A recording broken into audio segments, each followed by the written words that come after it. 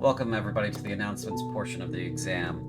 I'm the DM, Azuloth. Let me retake that. I'm the DM, Azuloth. Here we are for session 5 of Kingdom of Darkness. If you missed it, Saturday night we had the premiere of Baptized in Blood. If you missed it, you can go and watch it on the YouTube. There's a link for the YouTube somewhere in the Twitch profile. I'm too lazy to go and get it and post it because I've got DMing to do, but that's where it is. You can find it there. And if you're seeing this later on YouTube, you don't have to go far. I hope. So, as for other announcements, we're gonna keep on with the schedule. There may be a day in August on the weekend where I won't be able to run any games because of an event. I'm going to update people when I know what that day is, if I recall what that day is. Regardless, you're going to find out when I find out. So for the rest of the month, and I still have to post the July schedule, but this game is on the every second and fourth Wednesday schedule. And the other two games are on the every other Saturday schedule, so they're on different tracks. There's going to be some weeks where I'm doing 3 games in a week, and there are going to be some weeks where I do 1 game in a week, and there's going to be hopefully occasionally a week or 2 here and there where I do no games in a week. So, but here's the schedule for the rest of June. On the 21st, Baptized in Blood, Session 2. I am given to understand that we will not have Door of Eternity that day because of reasons that I don't recall. So don't question me. It's just how it came out in the schedule. Looking at Door of Eternity's thing, there is no June in Door of Eternity. Only 1 date in July and then some in August, but and then a bunch of others throughout the rest of the year. Anyway. So, it's Baptized in Blood on the 21st. That's the second session for Baptized in Blood. And then Session 6 of Kingdom of Darkness on the 25th of June. And I'm sure those dates are fine. Otherwise, I would have gotten the veto vote from someone at some point. So, that's the schedule. There really aren't any other announcements at the moment. So I'm going to go ahead and switch us over, and we're going to have somebody do some introductions, and then we're going to have the recap read in, and then we'll start the game. So go ahead and switch us over here and have our folks ready. Everybody here. Okay, good. All right. Who do I want to suffer the most?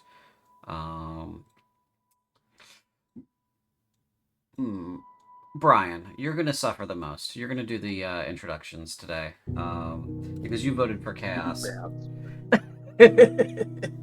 You voted for chaos, and so I need to spur that along.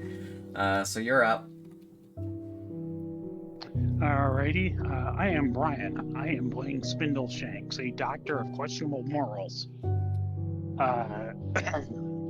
And we will now go to Cynthia because I live with her and because she just walked into the room. Hello, I'm Cynthia. I play Nin, but I think my husband misunderstood what the task was. No, that's the task. Was it recap or intro? Okay. It's intros. So, no, that's yeah, I'm Cynthia. I play Nin. Theoretically, we're the oldest 2 players in the game, and I'm not sure how I feel about that. Next! There is no theory there, it's a fact. How about Agna? Oh, it's me. Can you hear me? I've turned this on. Yes, okay, we're going. I am Dee. I am playing Agna, who is a cleric of indeterminate faith. She's not thrilled to be here, but I am, so we're gonna have a great time. Alrighty, now Data Slice. Hi, I'm Lorenia, and I play the superb Crimson Darling, who's always happy to be here. That's the whole thing right there. That's okay. I think he was Like expecting no more. singing? I'm Lee. I play Dart, who is a normal amount of excited to be here.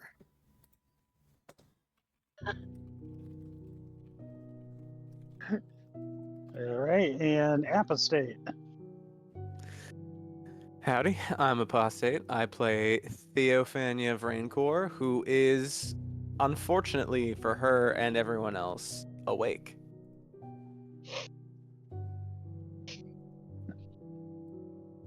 And last but not least, because we wouldn't be doing this otherwise, Azula. Yeah, that's me. I'm the DM. I already said this part in the introduction, but I'm here to just be. Yeah, but you put me on the spot, so I'm putting. That's okay.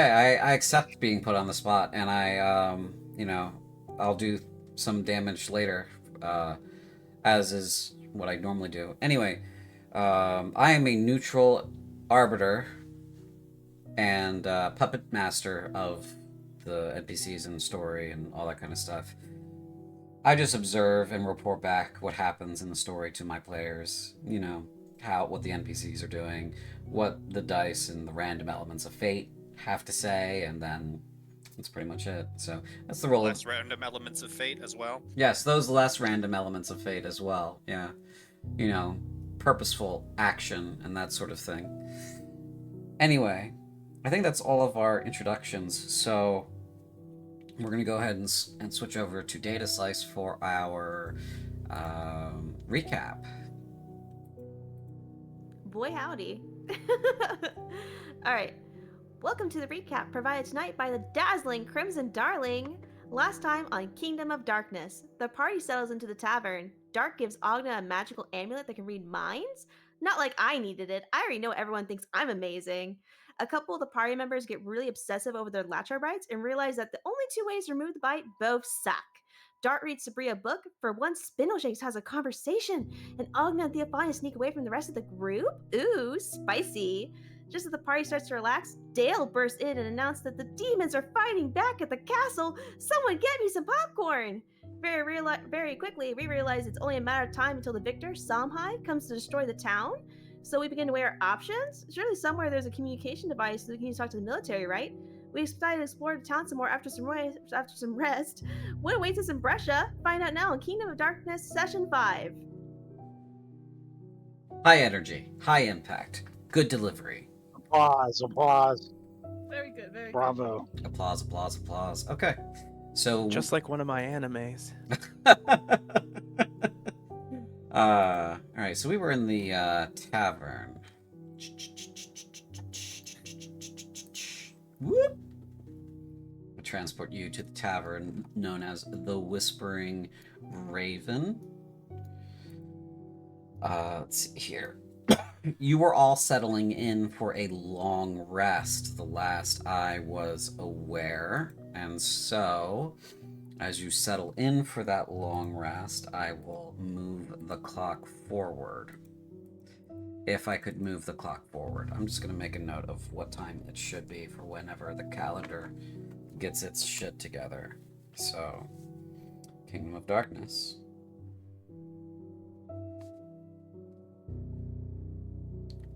Eight hours from now is 3 in the afternoon. So. Sweet. Does that mean we should all hit our long rest button? Yes, you should. Hell yeah. Okay. So, let me fix this real quick. Do, do, do. Do, do, do, do.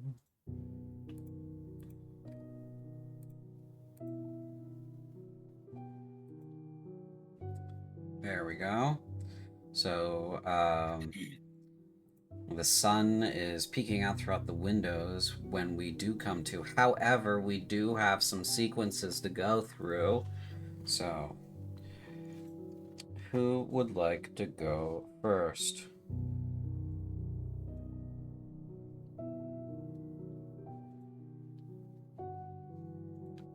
When you say sequences, CJ, do you mean? What do you mean? What do you think I mean, oh dear player of mine? You've gone to bed, and Oh, you did keep saying you wanted to do something when we all went to bed last week, D. Did I? Yeah. Yes. Oh, fuck. You I wake don't up remember what that was anymore. You wake up in the middle of the night, and Theophania has unhinged her jaw and is devouring you 1 foot at a time. oh my god, What do you do? oh my god. It was all a dream. Anyway, I'll just pick on somebody because that's what I'm doing today. Theophania, Shit. Yes. when you go to bed, is Theophania the kind of sleeper, and I suspect not, but is Theophania the kind of sleeper who falls asleep the moment her head hits the pillow, or is she up tossing and turning? Theophania has always had terrible nightmares her whole life. Okay. So she falling asleep is not usually the problem. The problem is usually staying asleep. Okay. So, as you fall asleep, or perhaps in the middle of the night, which is more of a middle of the day sort of thing for you right now, you're exhausted. It's been a hell of a day, hell of 24 hours escaping the prison, kind of being beaten out of your stupor by a tentacle demon, and the cold splash of water that is reality being thrust upon you when you were in more or less a sensory deprivation tank that was your prison cell. You haven't felt that presence that has helped you through things very strongly since not long after your immediate escape. And so when you shut your eyes and pull up the blankets around the cot, the wicker bedding that you have in this inn, you begin to fall asleep as gently as the snow is drifting outside. And you wake, as you tend to normally, with a little bit of a start. And you feel like it's only been an hour and a half. You look around the room. There's nobody there. Everyone is gone.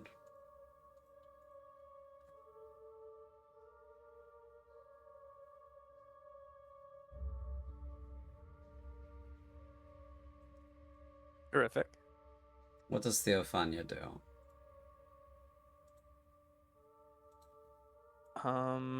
But it's still first of all, where is she? Is she in the tavern, or what does this place look like? She appears to be in the tavern. She will peek outside of her. Well, is there a window in the room that she is in? Yes, there are windows in this room. She will peek outside of the window. As she goes to the window to peek outside, she sees not what she expected. The expectation was the conifer forests of southwestern Krunt and the Verenald. The snow falling from the sky, hills and mountains of a location that is near enough extremely mountainous terrain for it to be influenced by such things.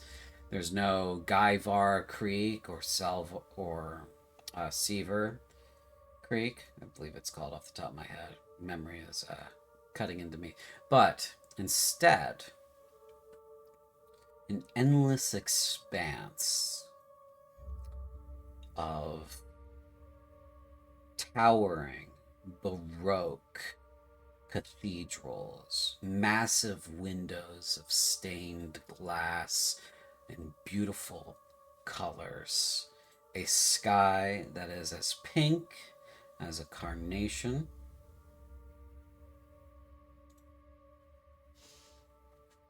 On the horizon, every window you look.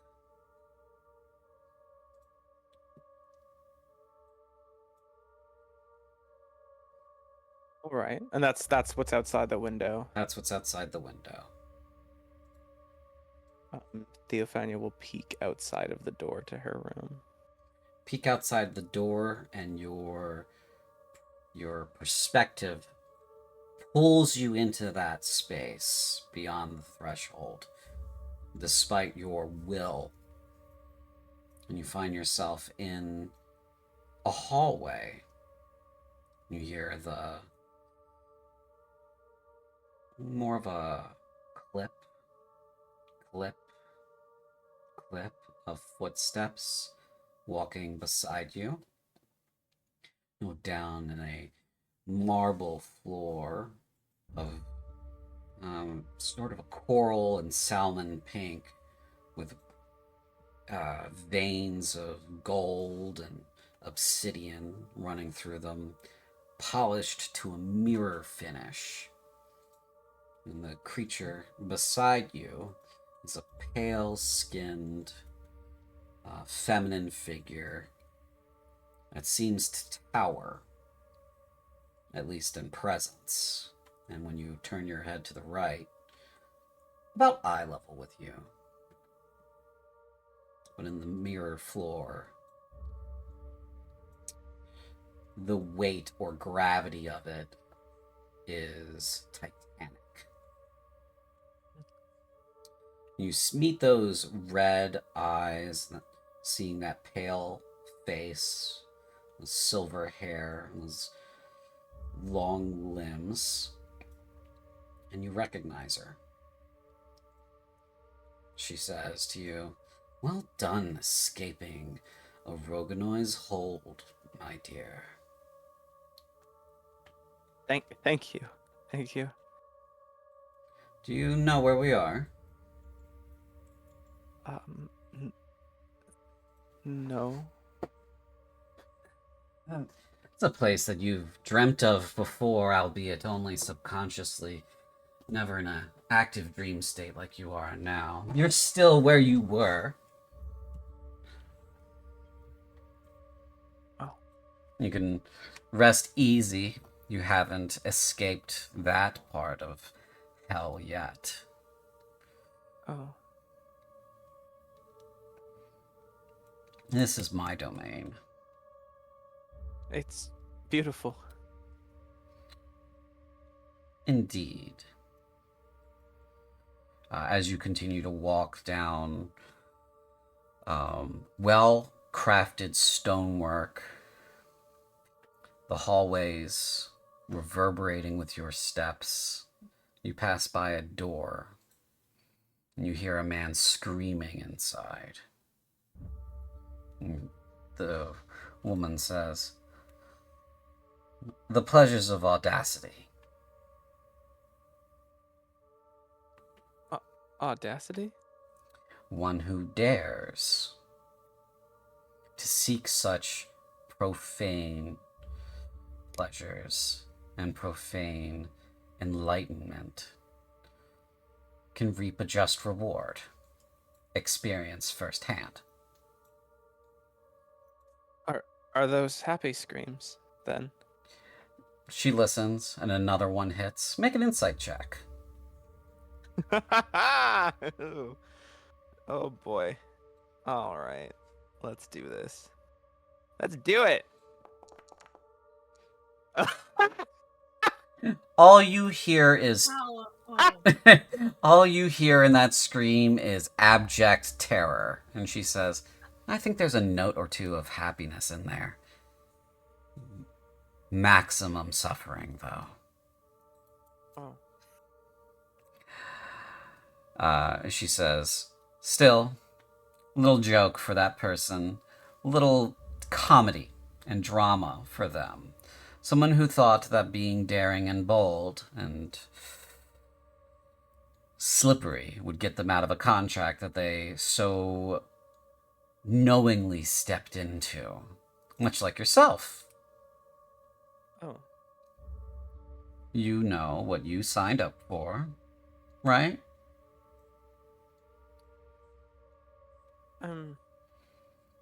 I. Hmm. I'm so sorry. I understand normally I would be a bit more witty about this, but I just have to ask. I just not ask. I'm not entirely certain, but does that means that I get to speak? I get to talk to you, and that's what that means, right? That's part of this. Whatever I. Yes. Oh, good. On a regular basis, if you so wish. But I do. be aware, my dear. And she stops you in the hallway with a hand on your shoulder, places her hand on your cheek. It is warm and inviting. Turns your chin upwards to look at her, and she says, I'm a very busy queen. And it's going to have to be worth my time. It has to be entertaining enough for me to turn my head and look. I've done plenty for you so far. You have access to some powers, and be aware they are not your own. Yes. No. I understand. I always knew. I understand. Good. So, be entertaining. And what does entertain you? I like all forms of comedy, my good, dear little Theophania. All forms of comedy. Pranks, ranging from the innocent to the murderous and deadly. Slapstick is good.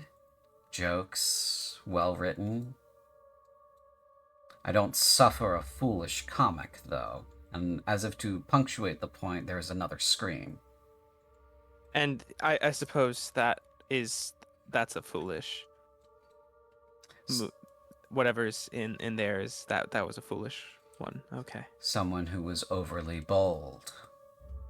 Yes. And didn't fully understand what they had gotten themselves into, and tried to slip out of a contract that they willingly entered into. So, you will have an eternal reward based on the terms of the deal, so long as you hold up your end of the bargain. A beautiful, wonderful party, she says, and releases you so that you can continue walking. Stefania does. Mm-hmm. But she asks, is for my contract, are there things that I must do for you, or specifics you're asking for? Well, I suppose I would prefer to know if possible before. I suspect there's going to be a great deal of running soon. Well, let me put it to you this way. Understanding the specifics of a deal and the wording and the way that the language is functioning is only very funny when there is a ironic twist to it, such as a misunderstanding or a double entendre, if you will, and you reach a iron wrought door, or appears to be iron, and the handles are shaped like humanoids carved, faceless and featureless, but beautifully carved. And the rest of the door on the interior, such as as if it was like a wooden door that had iron banding or that sort of nature, well made as well, was bone white And she pushes open the door, revealing an incredible banquet hall, more arabesque in its artistry, more opulent than the royal courts of Crunth, with more abundant entertainment and food and delights than anywhere you've ever seen. She says, all of this could be yours if you follow the spirit of the contract and don't violate any of the more terse rules, chief of which is we don't mention me. Oh, yes. Not by name, anyway. We don't want my involvement to be known. You see, my mother and I have a bit of a problem with some of the things that are going on. It's a family issue. Uncle's got a big old hard-on for destroying the world, and, well, if the world's gone, there won't be any more entertainment like you, now would there, Pudding? And she boops you on the nose. Theophania giggles. Right. So, you understand my drift. Both survive and, where possible, play a little joke on our friends and our family. I suspect one of them might have an entanglement of her own. Oh. Well, the little priestess. Is that what she is? Oh, she is. I see everything you see when I'm paying attention. Oh. And I've been paying attention. I'm flattered, but yes, I think she tried to. It was weird. I wasn't really sure what was happening initially, but What, do you think she was hitting on you? for a minute. But I should probably know better. No, would that be so bad? Man, Nah, that's I don't fine. really know what to do with. That's alright. She's a priestess of some kind. I'm not going to anger other family by outing their little persons, but... And maybe you probably already know this, but we're all family up here. In the upper echelons of...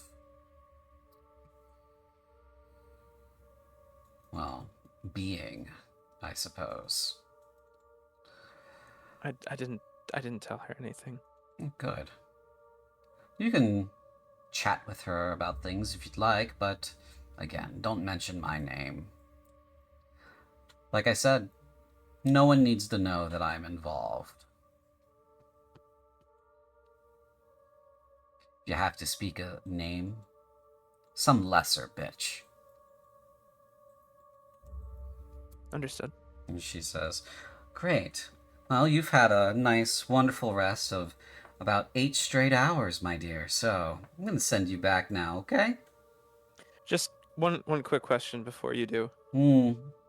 This eternal reward. Do you visit those who, or is? I mean, once I get there, will I still be able to spend time with you, or? Such confidence, Theophania. Now, if you're so confident that you're going to get there, you should perhaps be confident in the answer. You're right. Yes. You'll get what you richly deserve. Be sure to earn it. Now, off you go, and you wake up Stark in your bed.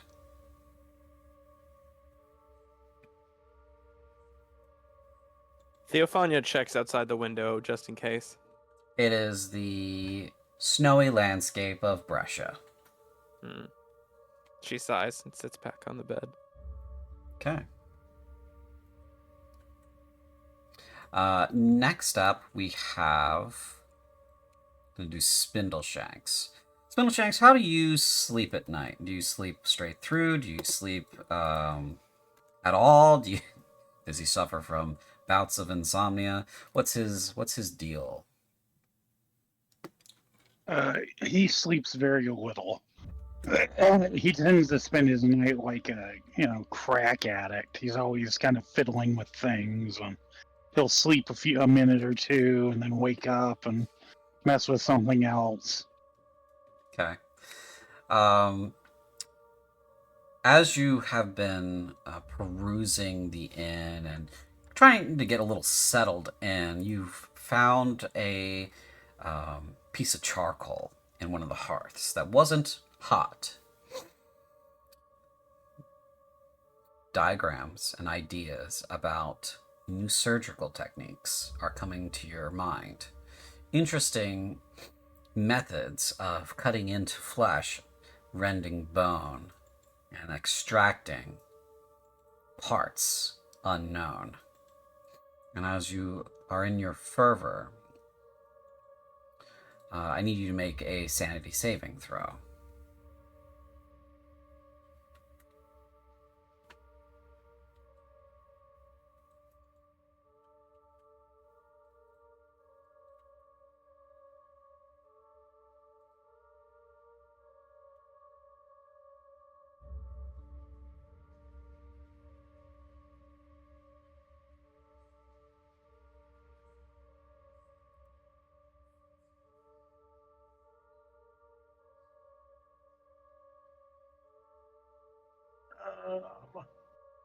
Where the heck is Sam? Oh, there's Sam. Yeah. It's in the saving throw box at the bottom right.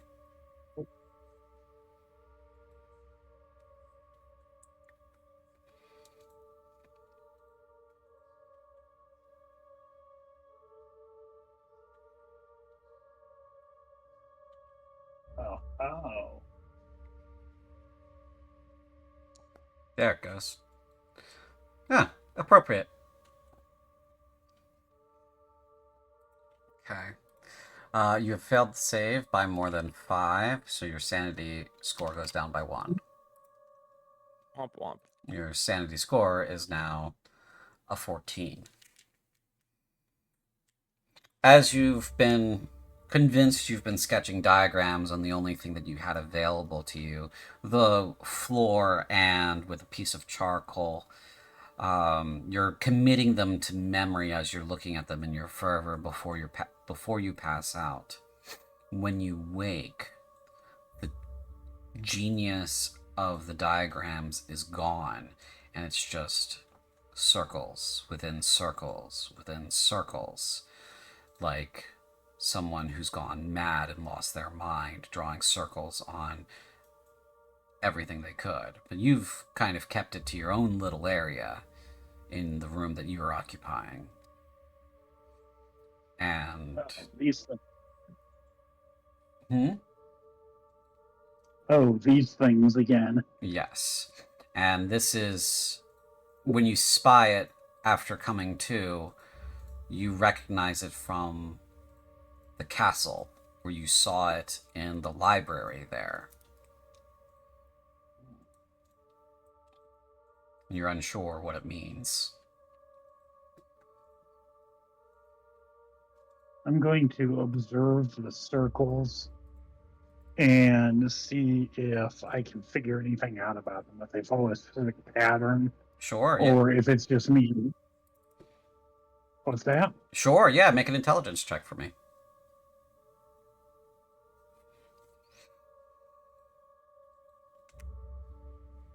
Wait, a check, right? Yeah, just check.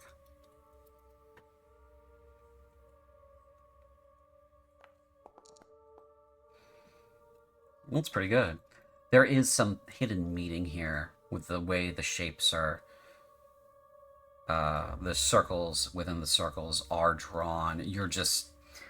It's frustrating because you feel like you're missing an entire dimension to be drawing these in. Like there's a physicality to what you're trying to draw that paper or brick a floor with charcoal isn't going to do justice to. So you're missing an entire dimension of the picture. And it's frustrating. I'm going to see if I can find some paper or a book or something to copy them. Sure, yeah.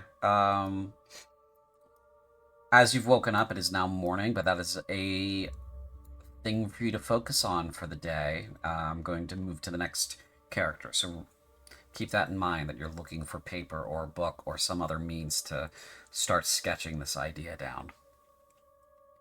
Okay.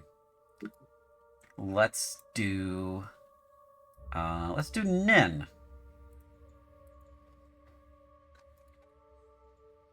What kind of a sleeper is Nin?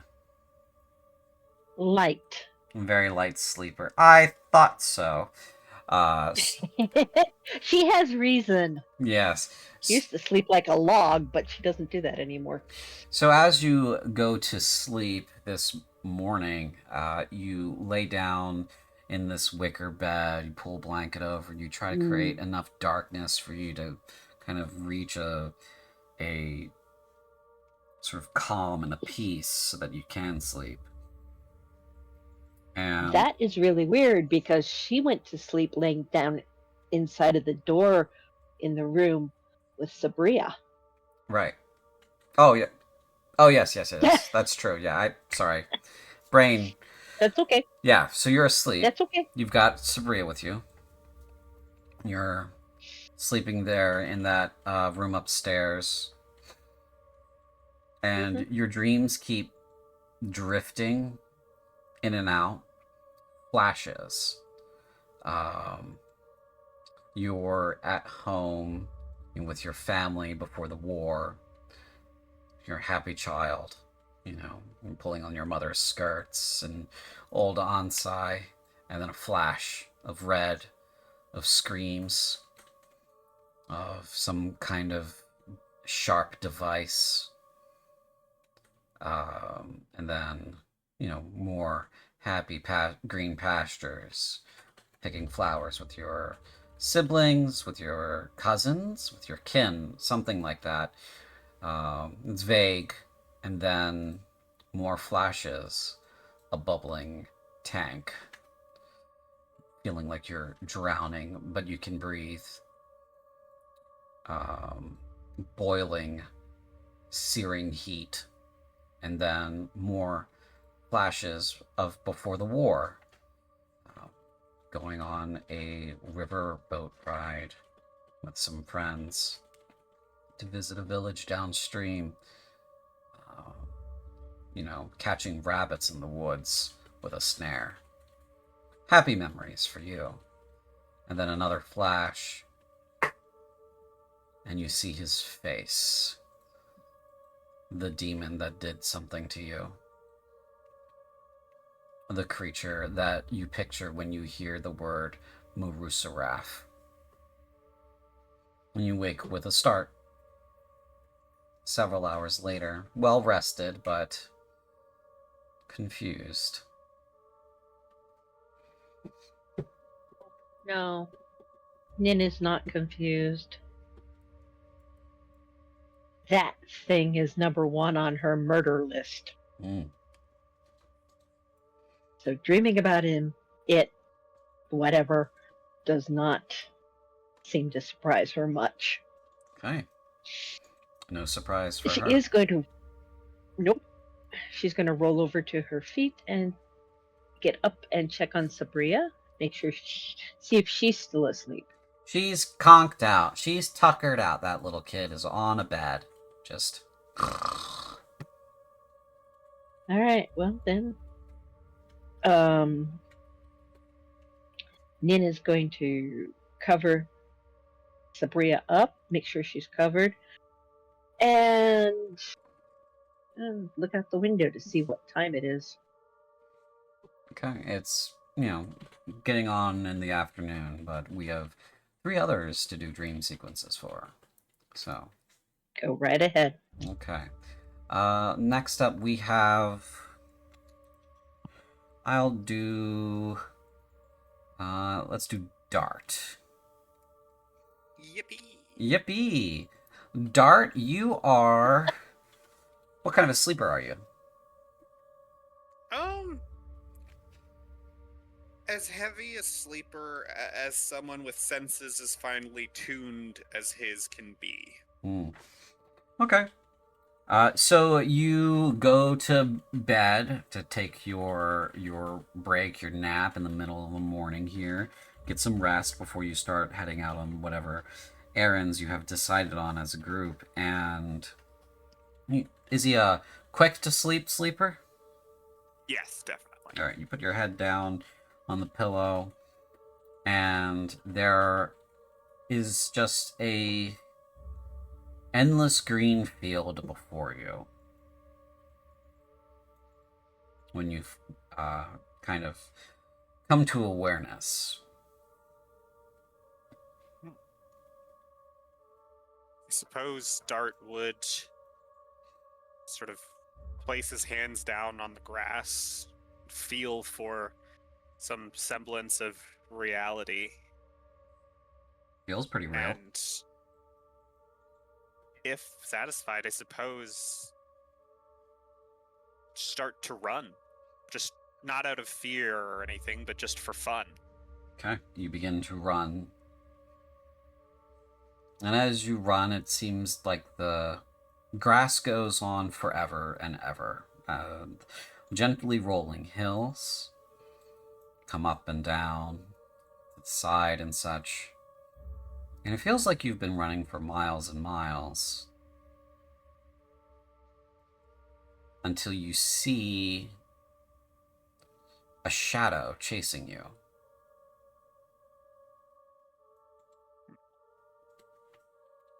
I suppose without tripping over himself, Dart will sort of glance backwards and try and see who's there. As you glance behind you to see who's there, there's nothing there. But you still feel, with your finely tuned senses, that something is chasing behind you. And when you kind of furtively glance behind to catch it in the corner of your eye, you catch for a second, maybe half a second, a shadowy figure chasing after you. Dart will run faster, channeling magic into his legs like he did before. It catches that you're moving faster and begins to keep pace with you. And then you begin to sense that another one is closing in on you from what you think is the east, and you look over in that direction. And there is, in fact, another shadow coming down a hill, running at you as fast as you can run.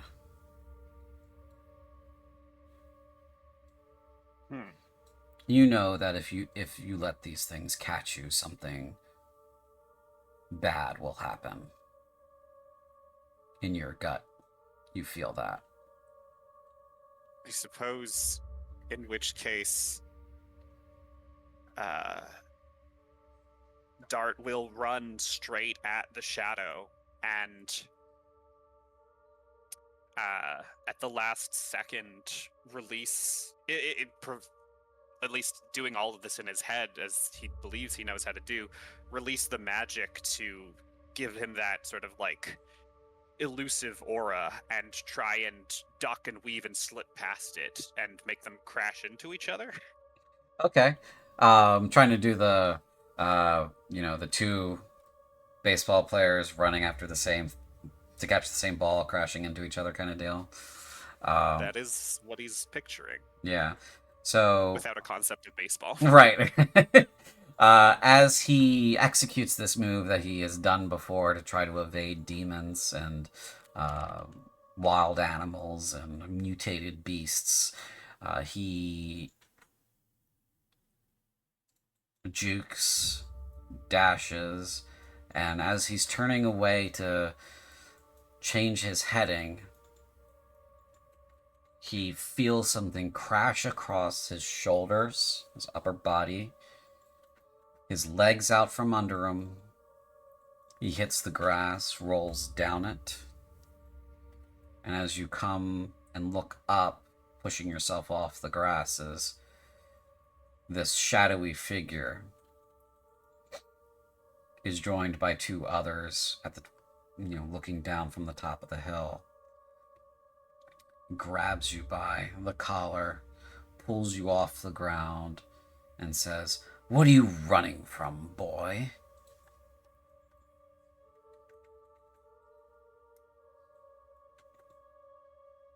I think Dart doesn't know what to say. And so then just sort of becomes indignant. You, obviously.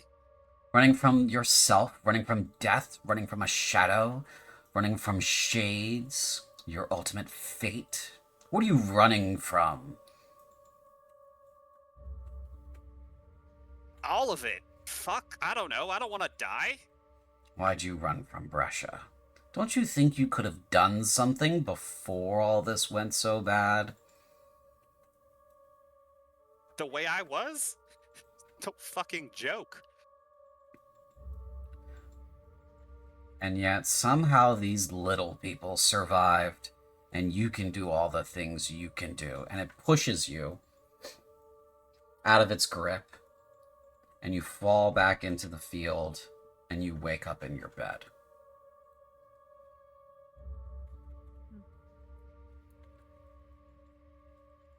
If it is the morning, I think we'll obviously move to the next thing, but the first thing Dart's gonna do is head for his house. Okay. We'll get to that. Because everybody's getting a trauma dump on them. Let's see. Let's do Agna next. Hell yeah. Okay. What kind of a sleeper is Agna? I think because of kind of the young adult life she had, I think she is used to a very regimented schedule. But I think being in a new place and having seen some of the things that she's seen here in the Blue Hours, I think she is probably wide awake, thinking about a lot of things, until she finally kind of just drifts off in exhaustion. Okay. She comes to her awareness. You come to your awareness. To a familiar sensation. Parchment glued to your cheek with drool on a hard desk, a bureau desk. Candlelight low and flickering in a endless seeming night. Your back in knots from sleeping in the hunched over position. You hear a rap as a wooden dowel strikes your desk. Agna sits upright, and I think for a moment there's almost this relief of that having been the dream and this being real, while she's kind of orienting herself in the moment. Falling asleep, I see. Initiate. Sorry. Who is she talking to? One of the older abbots at the monastery where she lived. Sorry, I got caught up in my work. I'm sorry. How are you on translating that passage from the Pride of the Elder Blood?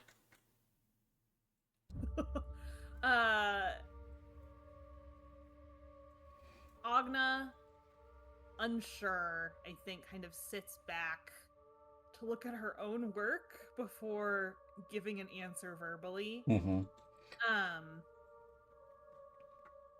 And I think regardless goes, it's coming along. The robed figure looks down at the desk and says, "Coming along, huh? All right, well, Make sure you brush up on that. You're going to need it. Why? The figure was turning to step away and stops and gets a little indignant at the question and then corrects itself, bends and turns almost unnaturally to face you from the other side of the desk, and its long fingers, pale and bony, grip the edges. This, you realize, is not the abbot. Not the one that you know. And you're looking into the hood, and there is an empty void there. It says to you, questions, questions, questions. Agna, always wondering why, always thirsting for more. You would read yourself to death if you could. Oh. Pride of the Elder Blood. Remember that. You're going to need it. It's important. It's important because of everything else that is happening. You think we just copy these books and we hoard them for no reason? Do you think we wouldn't rather see them all burned so that no one would ever see them again? So that we would know and no one else wouldn't? It's saying this as if it wants an answer. I think Agna, once she's seen the lack of face, rather, has put together very quickly maybe what she is talking to or a proxy of it, and has sort of bowed her head a little bit to kind of avert her eyes. And when the questions are over, she takes a beat.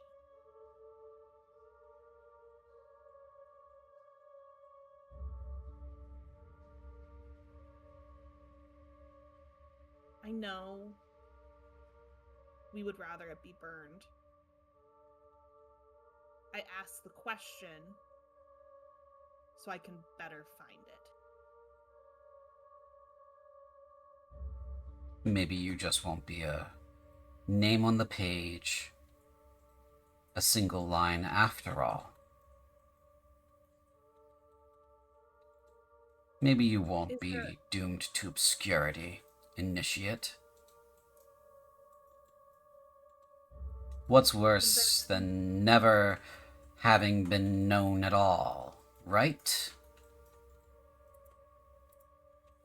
Yes. So, ask your question. Anything... I'm frustrating, aren't I? I think she laughs a little nervously because it feels like the thing she should do. I don't know whether to stay or run. These aren't my peers.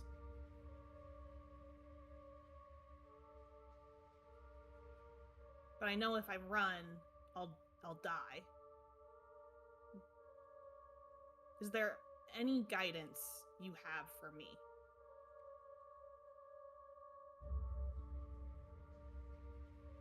There are many secrets in the Book of Ka and the Book of Nehemeth, but the Book of Anzarib is blank.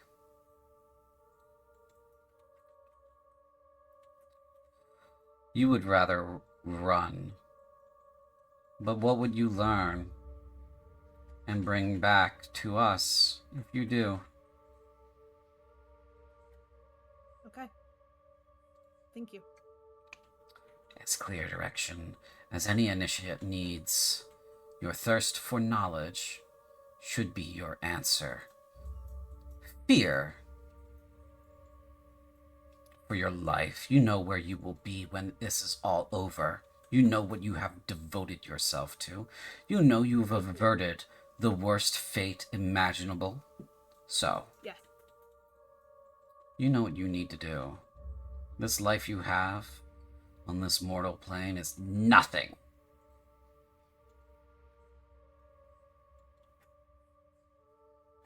Remember the pride of the elder blood. Pride of the Elder Blood. Yes. And I understand. Thank you. good. The secrets, remember, you're going to want to learn all the secrets. Some of your friends have deep and dark secrets. And we want I those don't too. know that much. Okay. Mm, Okay. good. Get that amulet back from that boy, you fool. And you wake up. I believe it. And I think Agna goes and grabs into her robe, where Dart had already given it to her before. Oh, does she already have it? Okay. Yeah, so that's fun. Good. That's a good one. Okay.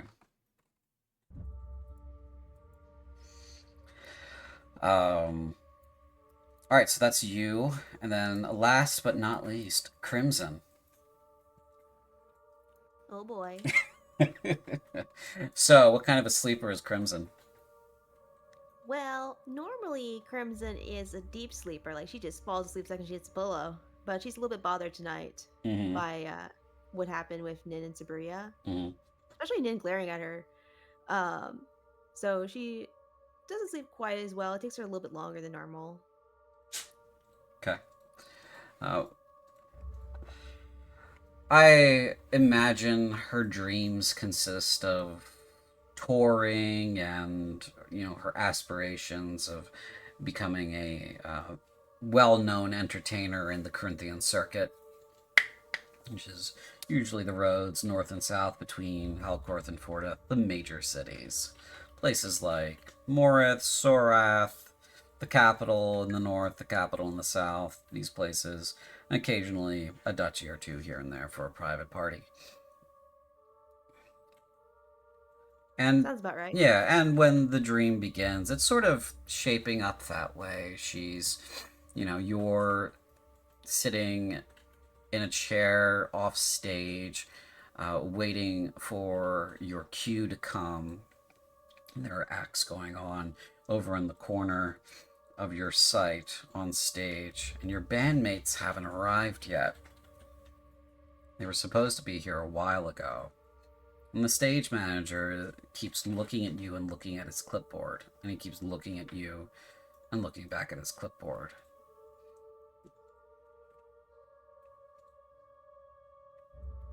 Oh boy, not again.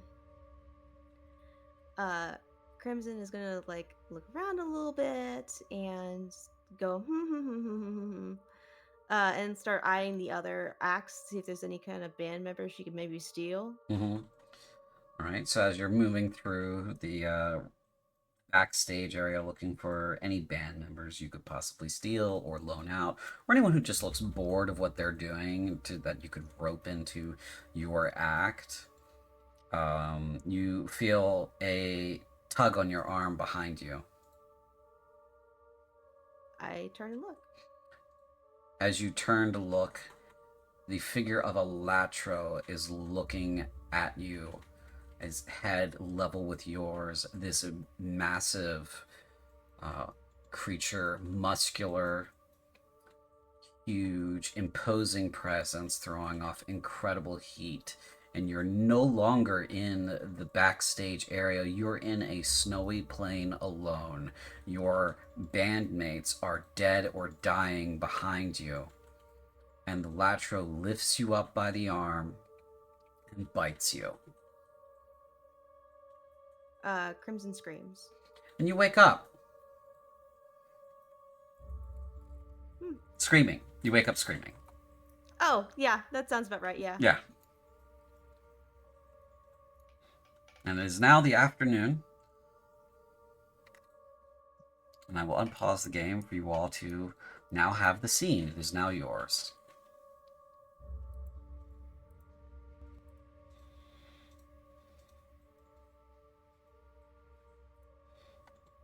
All right. Well, Nin is going to talk to this odd-looking fellow, who seems to be wearing a sweater vest. Yes, he is wearing a sweater vest. Okay, that's different, but okay. Yep, he's got a sweater vest on. Excuse me. Yeah. How can I help you? What's your name? What's your name? Oh, it's Janice. Like G-A-U-N-S, not Janice like G-A-N, I mean J-A-N. I'm really stressed out, sorry. Let me back up a second. I'm Janice. J-A-N-U-S. What's your name? Nin. Okay. Nice to meet you. Nice to meet you. What do you do here? Or did here? I'm just a day laborer. You know, here and there whenever the demons need, like, muscle work to do stuff.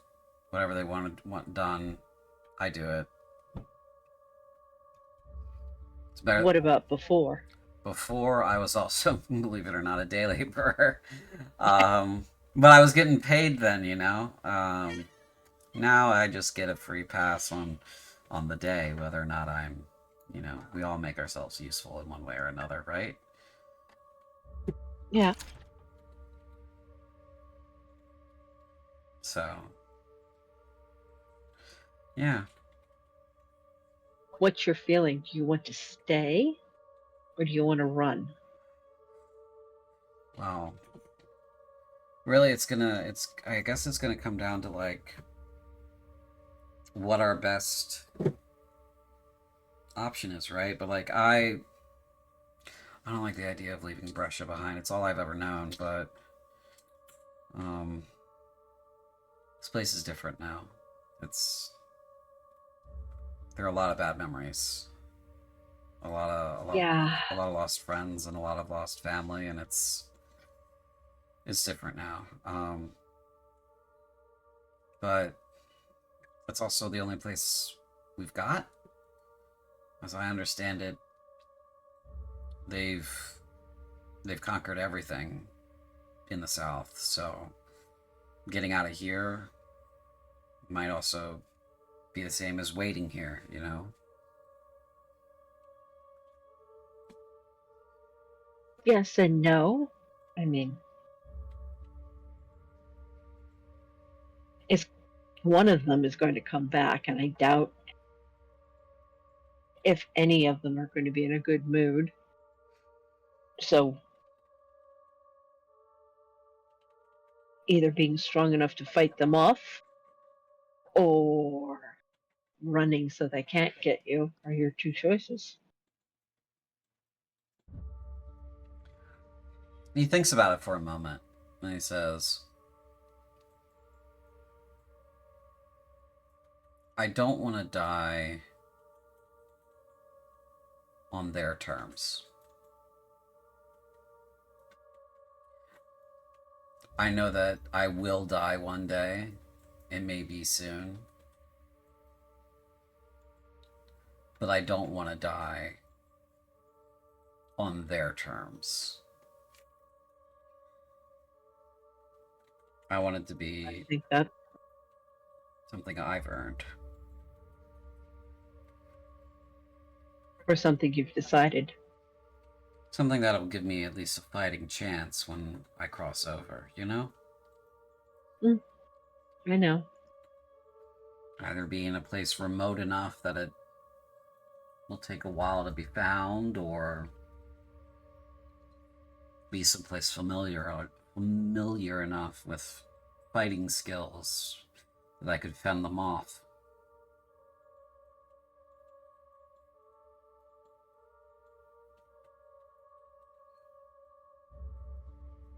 So I'd say you're on team fight. I guess I'm on team fight.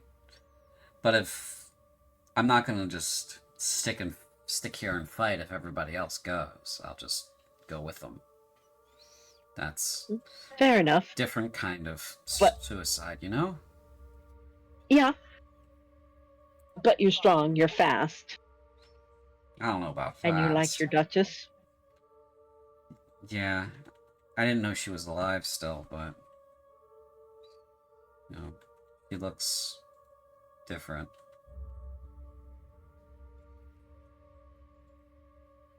Yeah. The demons have a way of doing that to you. Do you know if she's like under their control or not? No, not anymore. Okay. Make a persuasion check. Okay. Persuasion. Come on. There you are.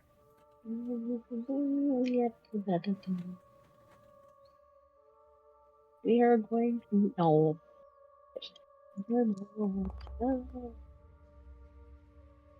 He says, okay, well, I mean, she seemed like a perfectly normal little girl, and, you know, it's just the appearance that's a little off-putting. I didn't expect that. Yeah.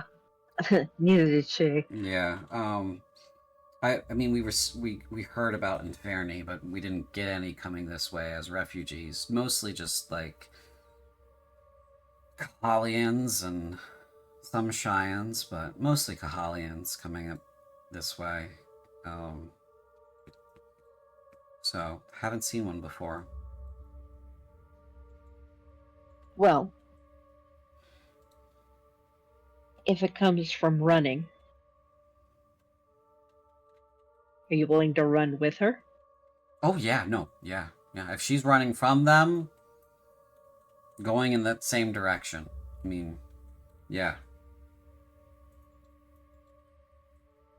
Okay. Well, it's something to keep in mind.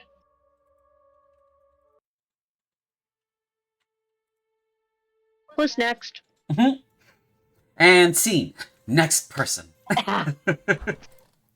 And Chop. Dart will, like, in passing, say to the others, checking my house, it's next door. Come if you want. Okay. And we'll start making his way to his house. Alright.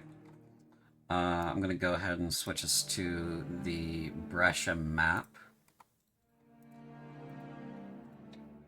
Spindleshanks will ask if he's got paper or maybe a journal. My parents might have some drafting paper. All right, he'll go with him. Okay. So Spindleshanks, you go with Dart. It's really around the corner. It's this house right here. I believe everybody can see the map, yes? Let's see. Yep, just now. Yeah. It should be loading now. All I see is green fog. Oh, you see a snow falling? Gray fog. Oh, gray fog. Oh, that's probably... It's still loading. That means it's still loading for you. Yeah. So it's right around the corner from the tavern. Not even a 5-minute walk.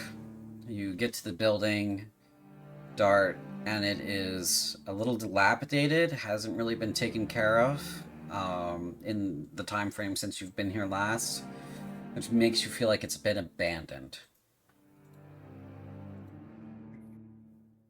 Dart will call out for his parents, but not really expect a reply. And I'll step through and start looking around.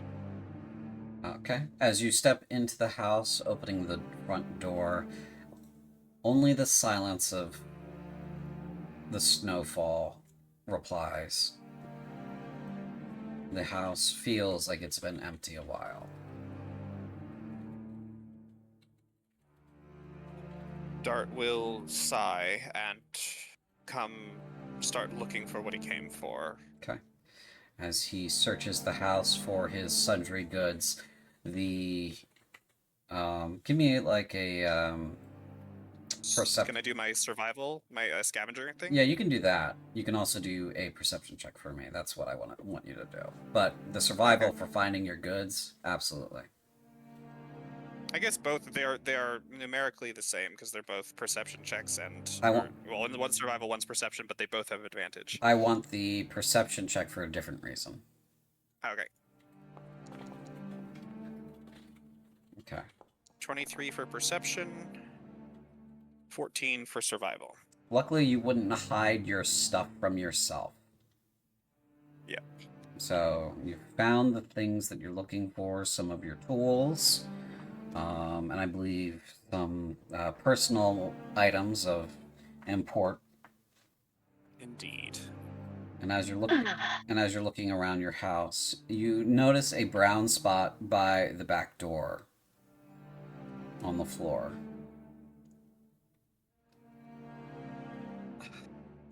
Dart will gather up his things and go investigate it. As you investigate it and you rub your hand along the substance on the floor, it's not sticky, but it's textured, and you're really unsure of like what that could be. But it's right by the back door.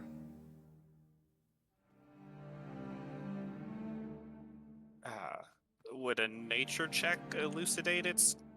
Let me see what your skills Like, are, real for quick. sure.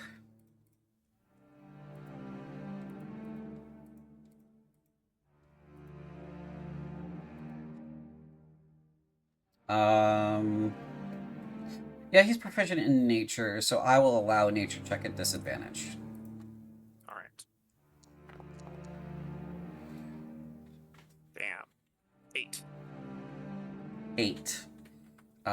It might be some kind of sap or like resin, or it's definitely something biological. It's just been either like dried and frozen over and over again, that it's just kind of part of the floor now. You know what I mean?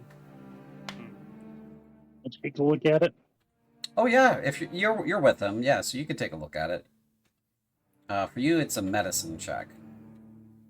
Yeah.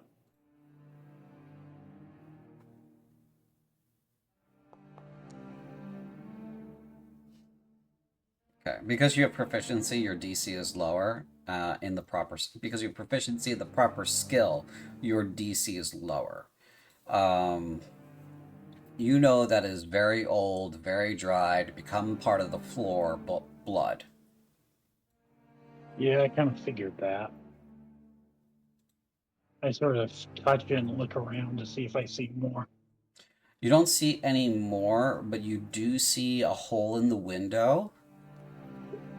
It's about the size of maybe like a like the haft or shaft of like a farming implement, like a tool.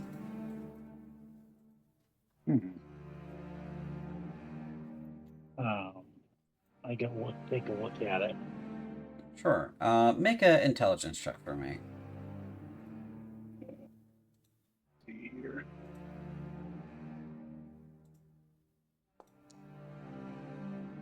Oof. Well, that's not very good.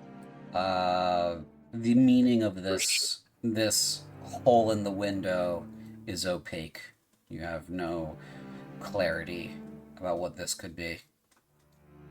Well, I have a feeling that either that somebody fired something through the window.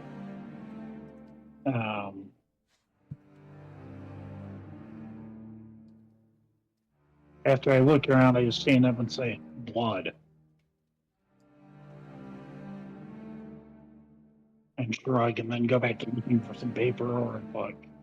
Sure, yeah. Make an investigation check for me. And Dart, do you mind him searching your house? I think Dart will assist to like show him where it is, just so that he doesn't look through stuff Dart doesn't want him looking through. Okay, yeah. Then you find the drafting materials and the paper and a couple of like drafting notebooks with larger pieces of paper fairly easily. Dart knows where they would have been kept. and nothing in this house has been disturbed whatsoever. The house has After identifying the blood and getting the materials, I literally just nod to him and walk back to the inn. Okay. That's it. All right, yeah. Spindle Shanks has fucked off. He's gone back to the inn. Dart will open the back door where the stain is. It leads on to the other side of the street. The other side of your building there. Yeah, that side. And there's no further evidence behind because the streets are covered in snow. I guess could Dart try and piece together what the hole, the hole in the window and all that? Yeah, he could roll an intelligence check, yeah. Okay. Oh, 17. Fairly good. After Spindle Shanks has left, and you're puzzling over it for a bit, you get sort of a flash of memory. You remember running away from Scrumgore and them shooting at you with something.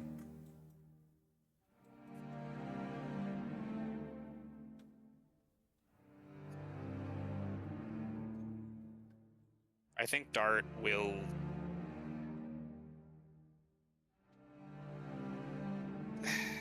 I don't know that how he wouldn't react emotionally just yet. I think he's just gathers up his dad's sewing kit, his mother's backstrap loom, and the shears that Shakit made for him, and will head back to the inn.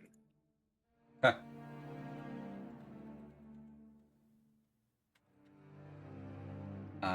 As you return to the inn, what are the others doing?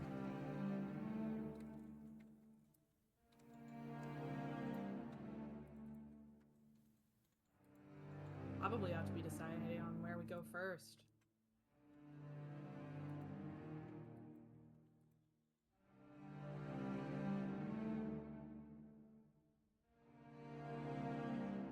There's a lot of ground to cover between here and all of the places on the outskirts between now and whenever the demons come back.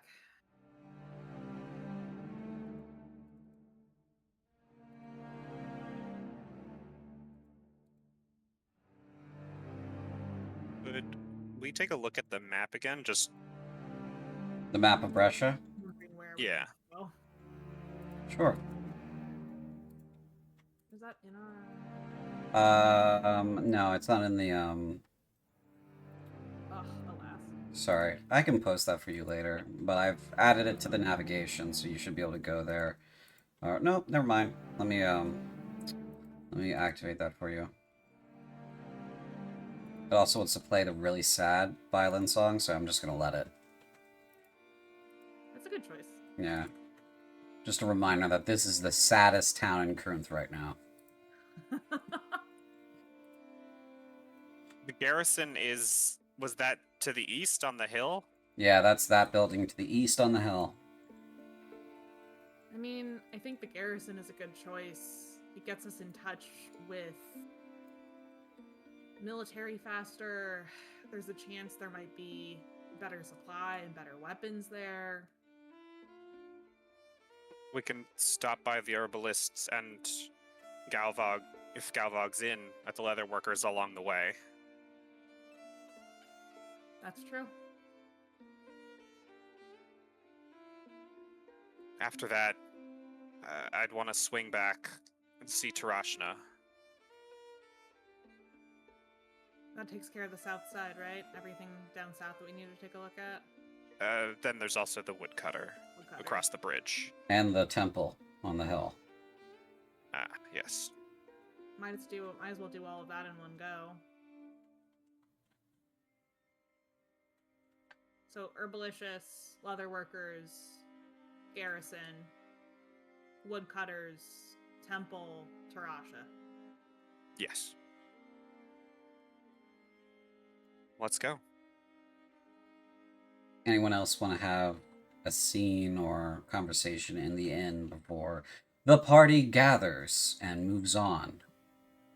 Well, wait, sorry, quick correction. Should we also hit the farm if we're gonna go out towards the garrison? Yeah, I guess. Same order, add that. Okay, my question still stands. I can't because I still have loading screen. Brescia. Oh, sorry. But if there's someone you want to I have have a no idea what- conversation with, you can. You know, theater of the mind. Okay. Theater of the Mind, I can do Theater of the Mind just as better as the next one. The guy that looks like he's half naked. Oh, yeah, okay. Absolutely. So you approach this guy, and he seems to be fairly chipper. And he says, "Hey there, what's up?"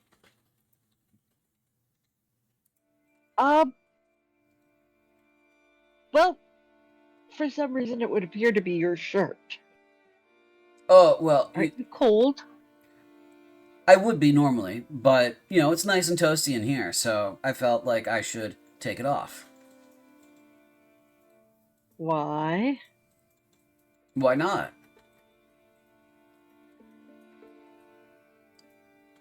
Because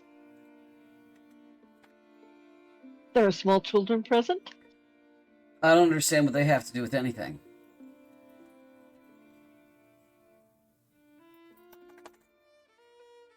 Who are you? Who am I? Yeah. My name is Terrence. Terrence the Tall. And he stands tall. Yo, this guy is amazing. Like this guy, this is it right here. This guy's great.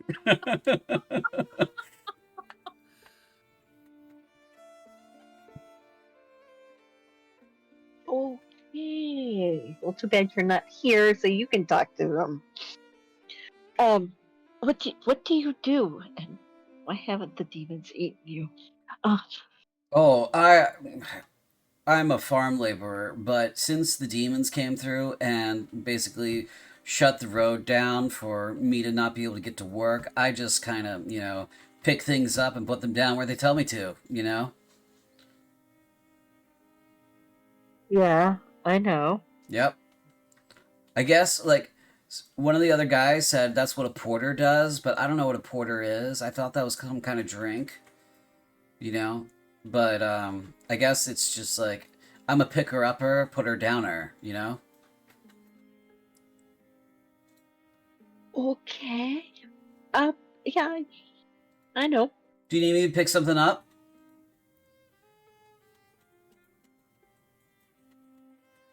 Player saying, yeah, your brain.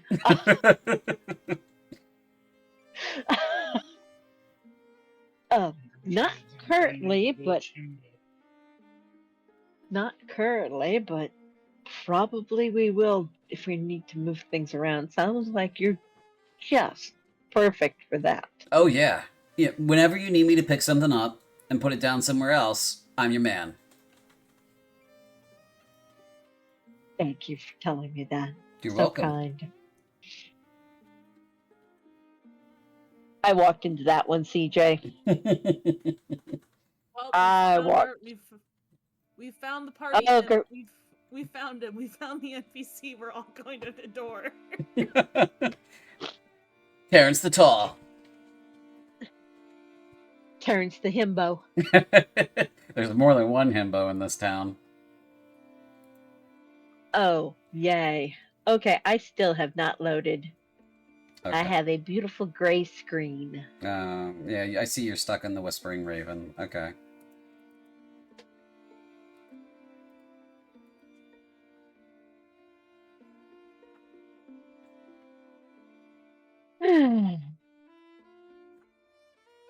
Okay.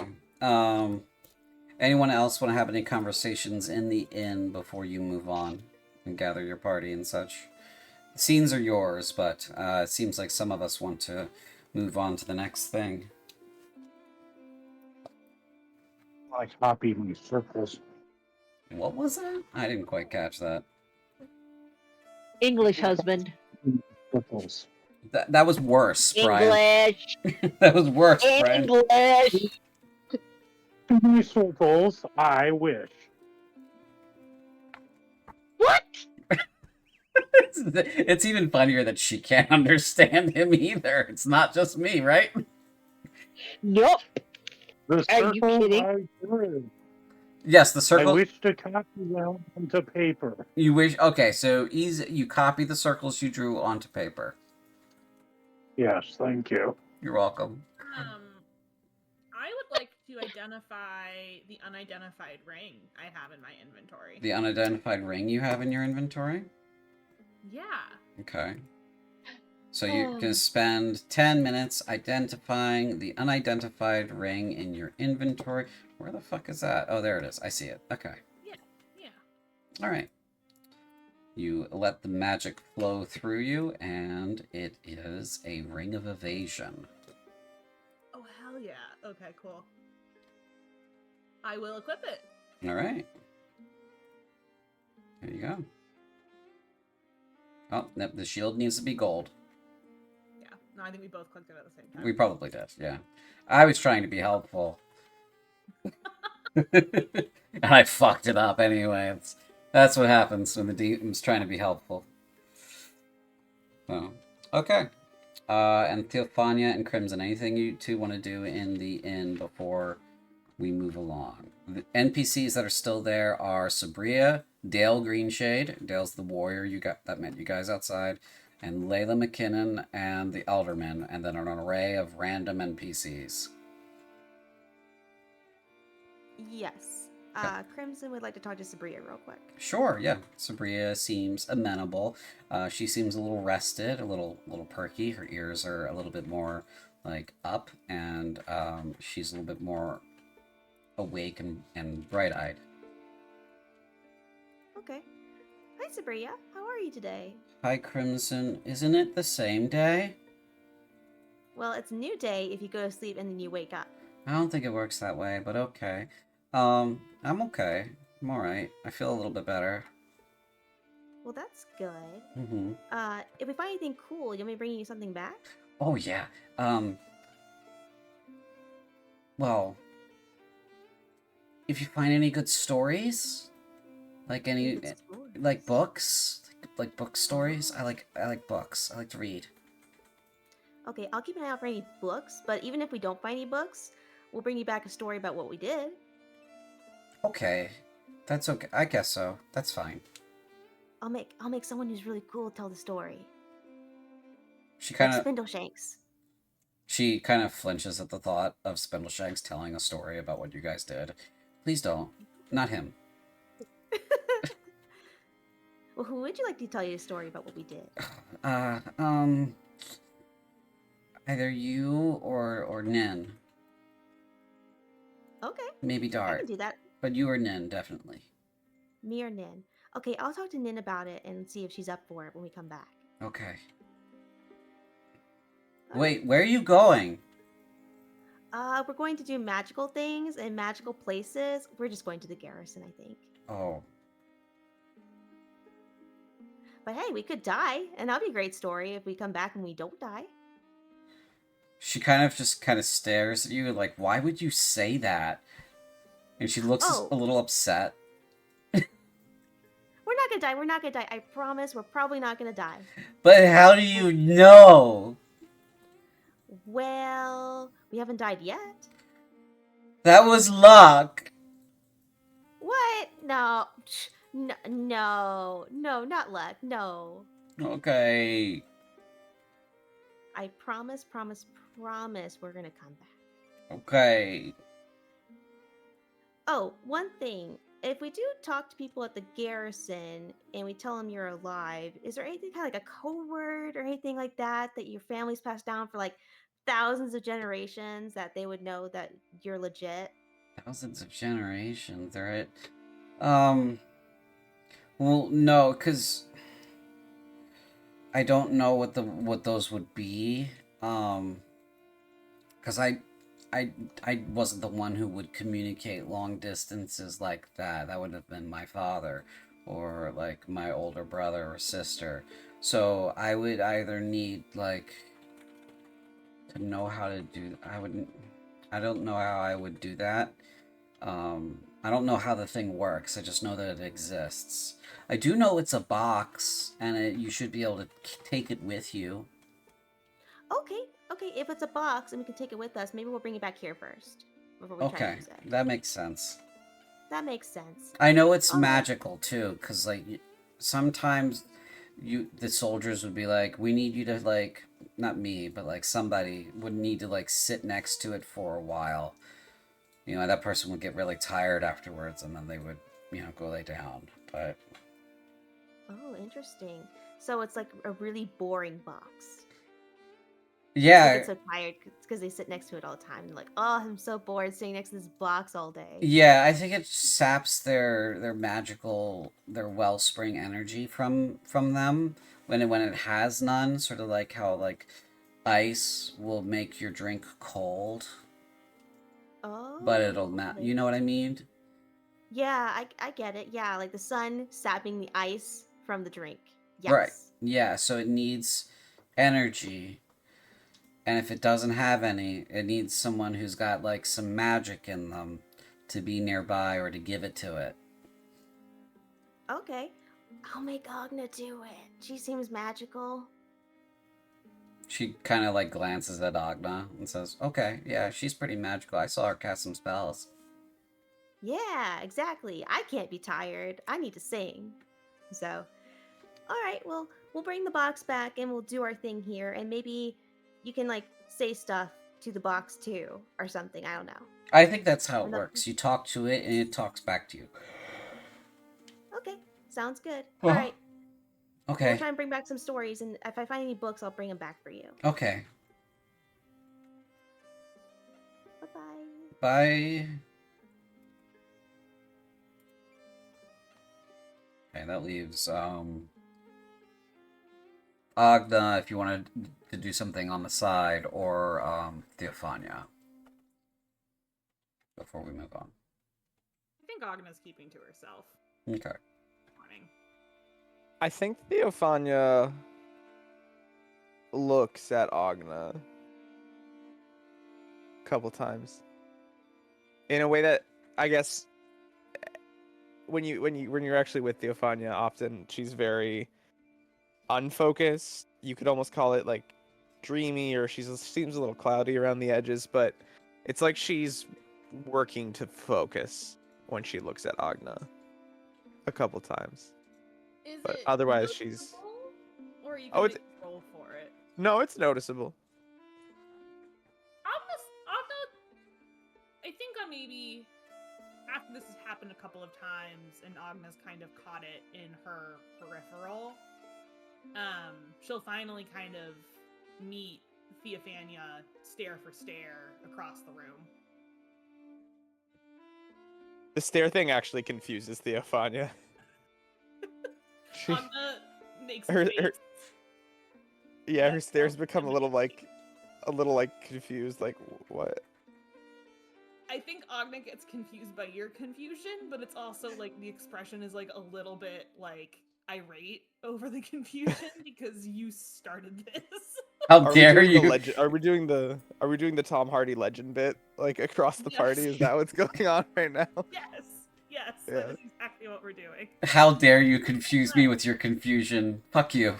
Yeah, I think to the point that Agna kind of like lifts a hand up and like almost mouths at you like, what the fuck?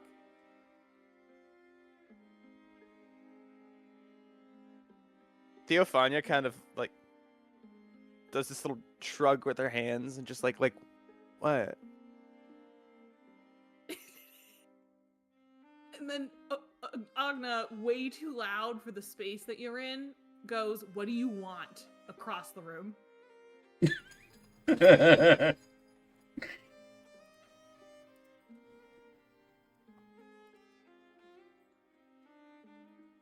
I was just Theophania, who doesn't really like to raise her voice, crosses the room to go closer to Agna. Agna will scooch over for her to sit down. Theophania like takes a minute to muster herself, and then very carefully she says, "How did you sleep?" Now you want to talk. I just asked a question. Poorly. How about you? Great. Theophania sighs longingly.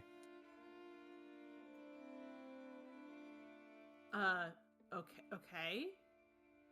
Do you need to sleep more? Oh, always. Yeah, I usually, it's not often I get to. It's a little difficult. I don't usually sleep well. I usually sleep better than I did. So, Nightmares.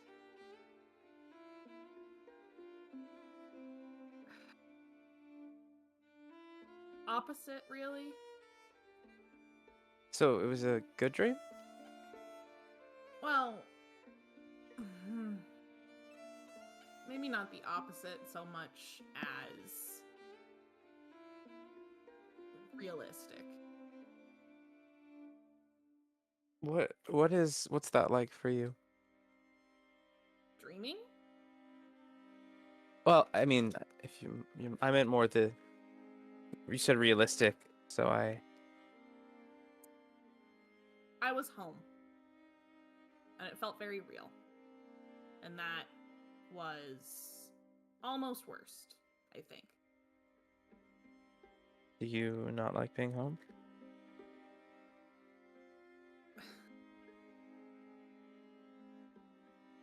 It's gone.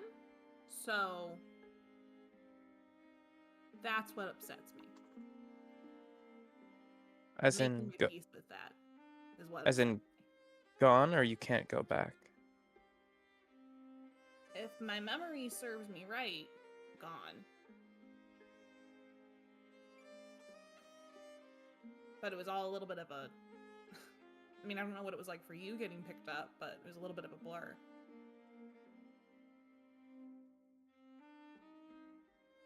I used to think I did think I was dreaming. I remember you said it a lot.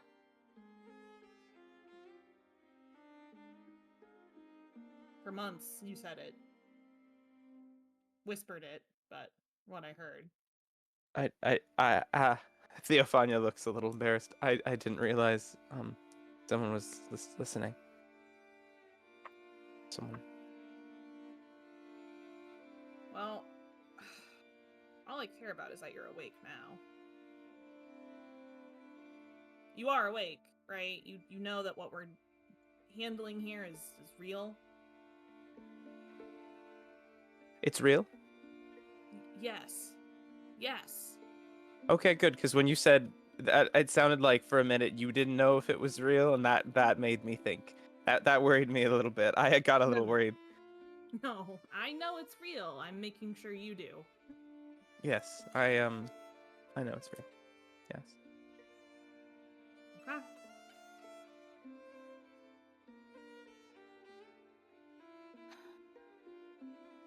Anagna thinks for a minute, and she looks ahead of her and sort of crosses her arms across her chest and leans up against the table.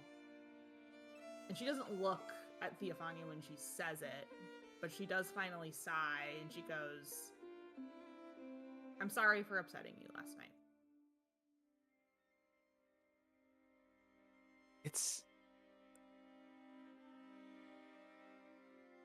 It's all right. I mean, it was just very. I thought, I don't know. And then, I'm sorry. It's fine. I mean, Good. Okay, bygones. fine. fine. It's good. Yes. Cool. Great. And Agna gets up and walks away.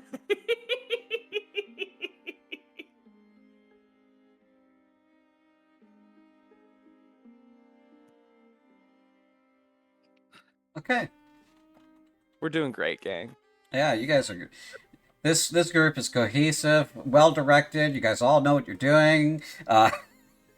We're emotionally stable. We can be trusted with operating heavy machinery. Like, it's good. Right, yeah. That's, yeah. Not a bunch of drunk monkeys being herded into a room. Alright, so you guys gather your weapons, you gather your gear, and you head out of town. And you head out by road, yes? Yes. Okay. So you head down the hill here. The guardhouse up here, this tower is covered in snow and it seems unoccupied as you pass it by, but it has a good command of the of the southwest as you look at it. And across the frozen Guyvar Creek here, you see that the sawmill is sort of operating a little bit as you start continuing down the street. Like the wheel is turning and then it'll stop as if it's stuck on something, and then it'll go back a little bit and then it'll turn again and then stop as it's stuck on something. I know, Delio. You guys make the turn to head towards your destinations of choice. Yes. So, Okay. So you go and pass by the... Our destinations of choice. Yes, your destinations of choice.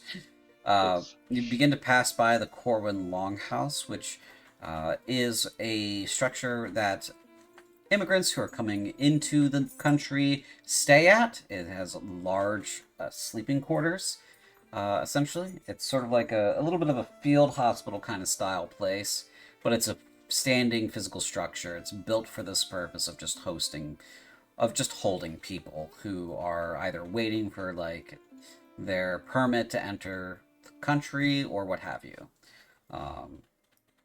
Which reminds you, the administration building is in the center of town. As you come up the road here, you see the garrison structure on the hill and the accompanying watch house. To the left of you is the herbalist shop and the leatherworker's shop. Something is happening at the garrison. It sounds, and you can hear it from here, violent and cacophonous. It's bad over there. There's not just like the clash of steel, but there is the roar of demon and the crash and thunder of spell. So somebody's duking it out over there now. maybe. Dart. I'm sorry. No, I was gonna say maybe we start with your friends, Dart, before we go and deal with that. What? No. If someone's fighting demons there, then we should fight. We should go help. Or if there are only demons fighting each other there, then we want to make sure that whoever wins that fight doesn't make off with our prize. All right, sounds good. They're your friends anyway. I suppose as we run by, Dart will shout and say, "Galvog, you in there?" As you run by... Okay, so are the rest of you running by, or is it just Dart taking off up the road?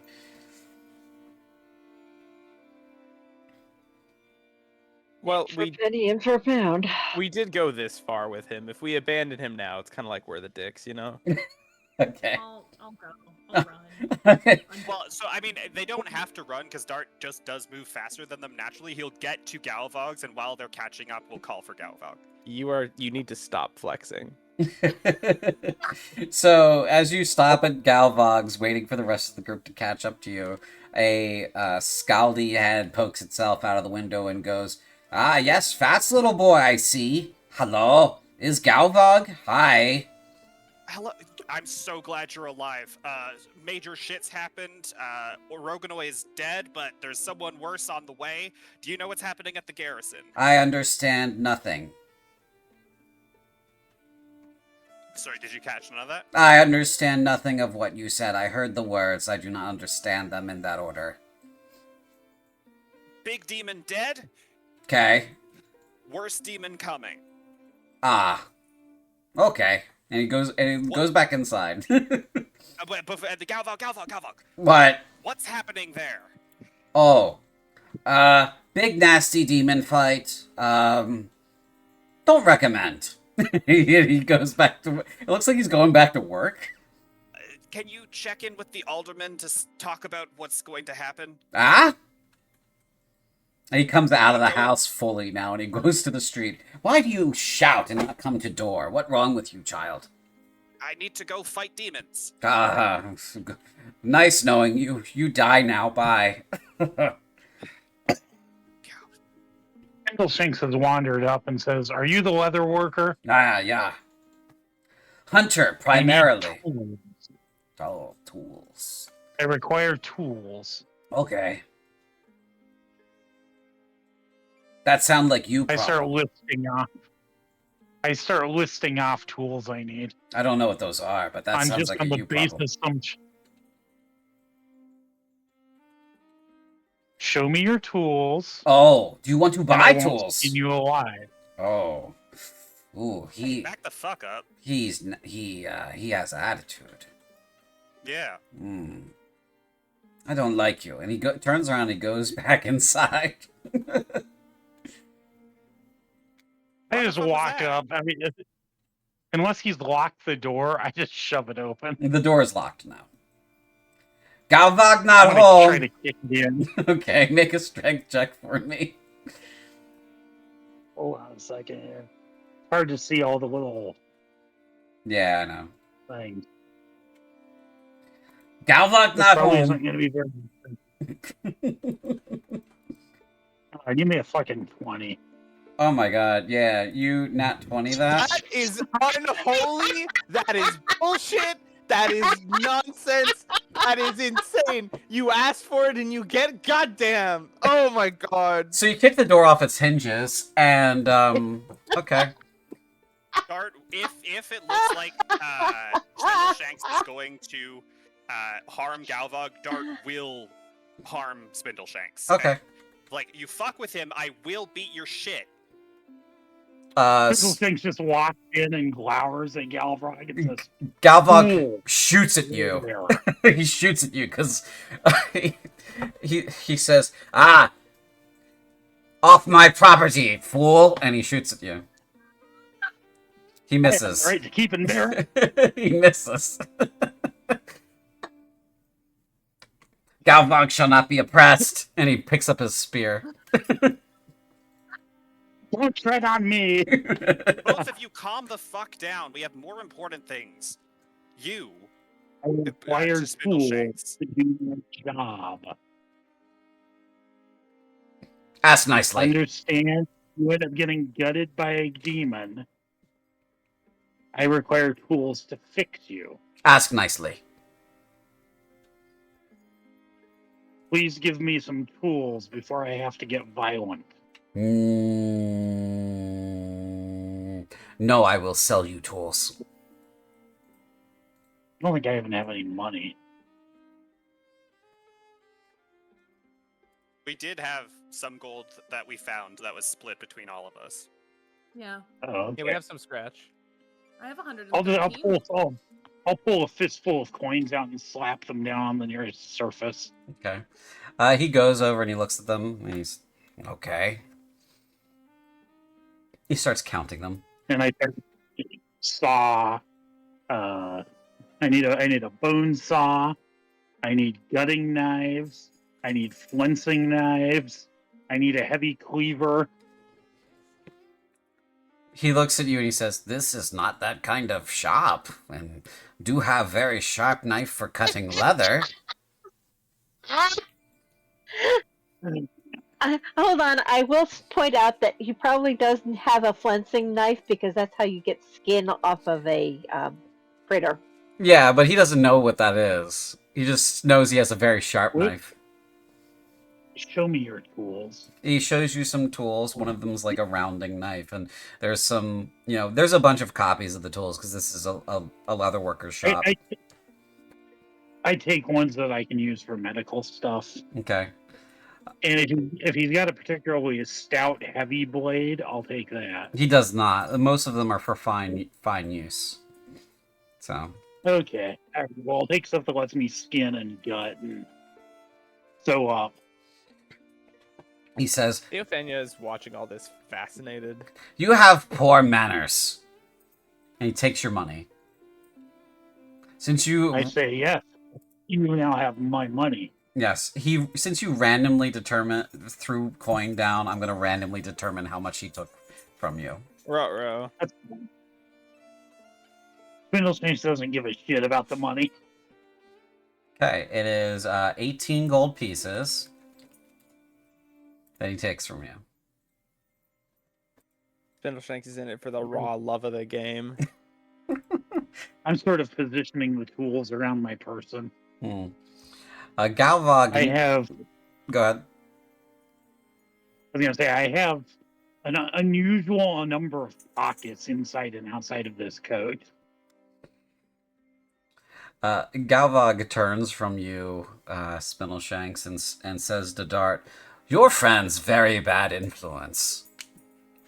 Should get better friends." I really should. Would you please go speak with the alderman in town? Why? We might have to flee because bigger, worser demon coming. Bigger, worser demon, whatever. No, bigger, worser demon that will not just sit there and eat one of us occasionally. Bigger, worser demon eat all of us immediately.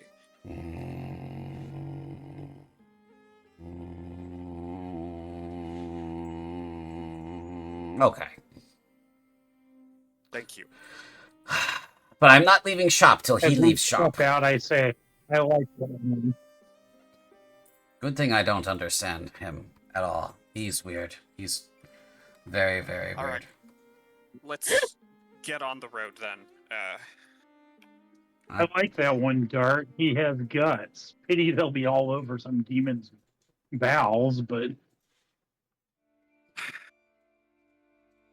Please just... Dart's going to run back to...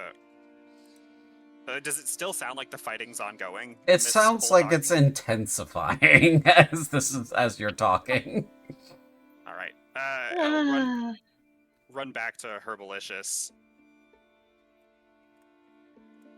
Okay. So you guys are here, right here, kind of between these two buildings, I'm going to say. And you see Dart come running over here. I think you hop the fence, Dart. Yeah. Because you don't respect that sort of thing, I suppose. Do you run up to this person's building and knock on the door? Yes, calmly, but I do. Okay.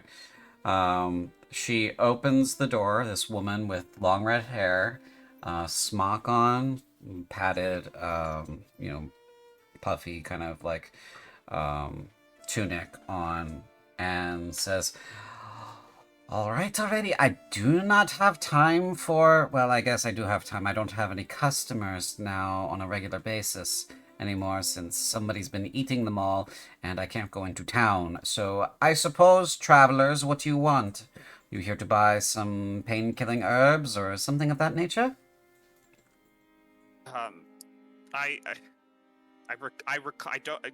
Dart recalls her name, but I don't. It's Her name is Caitlin Redstream. Right. Oh yes, Redstream. Miss Redstream. Probably don't remember. I'm one of the Darts. Oh yeah, Living one. I remember you, lad. You were you're 5 years younger than me. Right. Yep. I was just telling Galvog, Roganoi's dead. You see her kind of tense up at that. Like dead. Like dead never coming back dead? Or dead coming back with a vengeance dead? Unclear.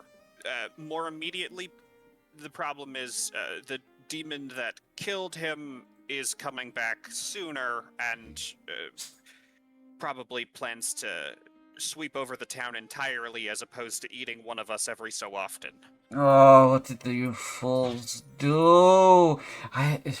Things were not great, but they were going okay. Unfortunately, it was not a human that did anything, it was another demon that killed him. What? So, what would you have me do? Abandon my shop and every little thing under the sun so I could follow you somewhere into the heart of winter, into the wilderness, to go live off of sticks and berries and whatnot? No, just to speak to the alderman in town and figure out what we're going to do. Do you know what's happening at the garrison? Sounds like fighting. Yes, it always sounds like fighting. Who's fighting there? Oh, that fight's not going to end anytime soon. A bunch of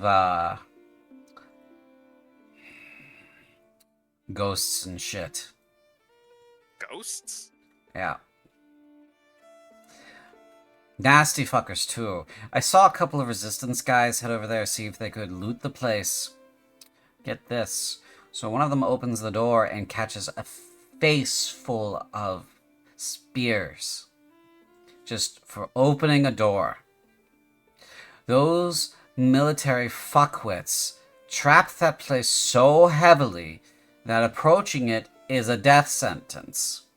Also, their ghosts are haunting the place like they're haunting the administration building.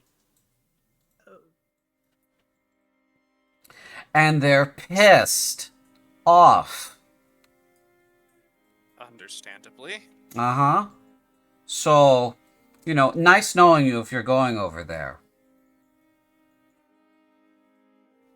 Maybe we'll gather up some more people from around town to have a meeting first. Oh, he does have a brain between his ears. Look at that. They're not just good looks. And she reaches up and pinches your cheek. Goes, Dark, I really like your town. It's full of weirdos and yokels, and they all give you shit. Yeah, well, should have seen the place before the demons around it. I slap a coin on the table and say, however much I've got, and say, how many pain-killing herbs could I buy with that? oh, well, I could sell you a kit if you'd like. Absolutely. I also have some potions, better than Tarajna's. Don't buy from her. She's a quack. So. I believe you. So what would you like? Potion? Healing potion of that sort? Or do you want some, an herbalist sort of setup? An array of herbs? Yes, Okay. So, well, I can sell you one of those for 5 writs. Do I have 5 writs? Oh, those are gold pieces, yes. Okay. So, yes, I do, I believe.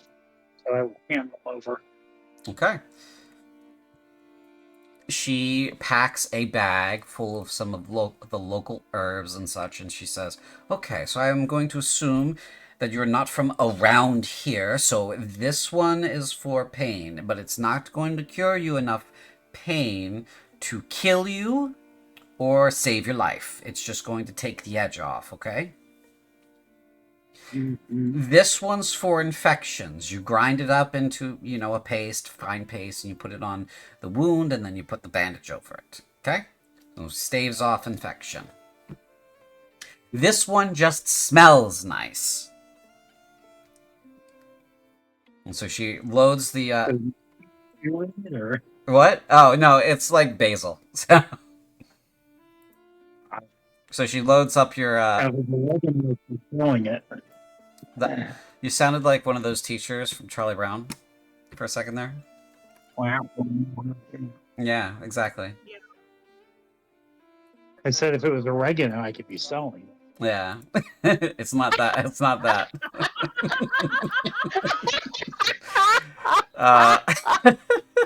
All right. So she goes ahead and she takes your 5 gold pieces and gives you a herbalism kit. Excellent.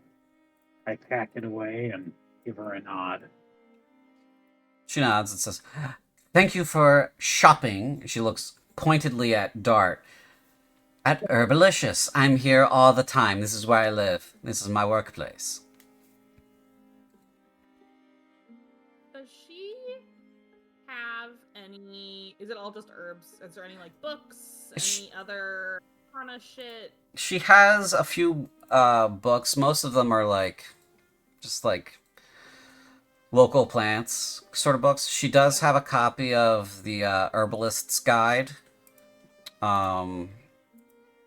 which I believe someone has one of those. Not me. So I would, unless somebody else unless whoever has it is not planning to use it, I would grab one of those. Let me see here. Someone's got the.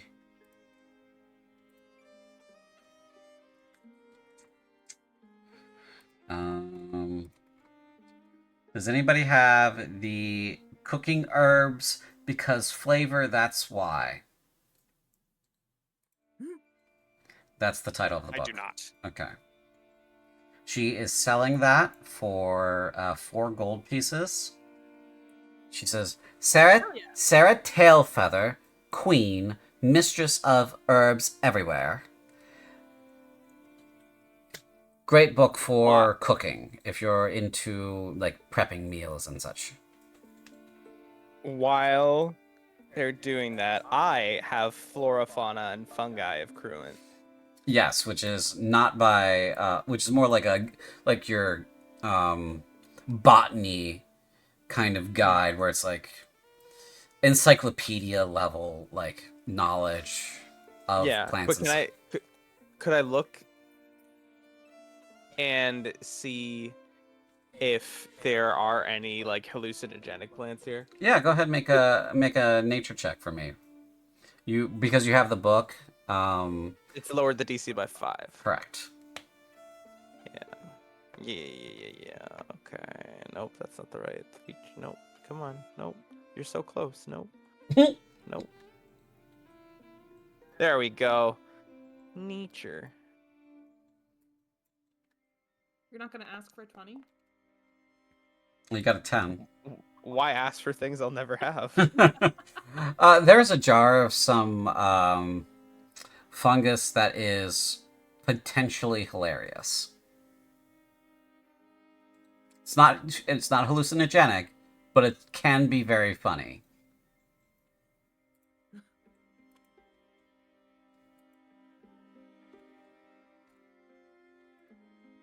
Define funny. According to the entry in the Flora, Fauna, and Fungi guide, if someone eats it, smoke will come out of their ears. Okay, Theophania Well, points that to is the jar. pretty funny.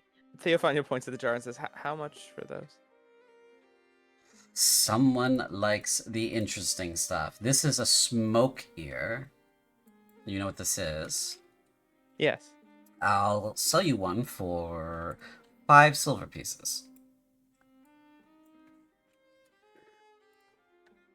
Theophania will say, "Isn't I was thinking of getting more than just one. Surely there could be some sort of arrangement we could make for a bulk price?" Make a persuasion check. Yeah.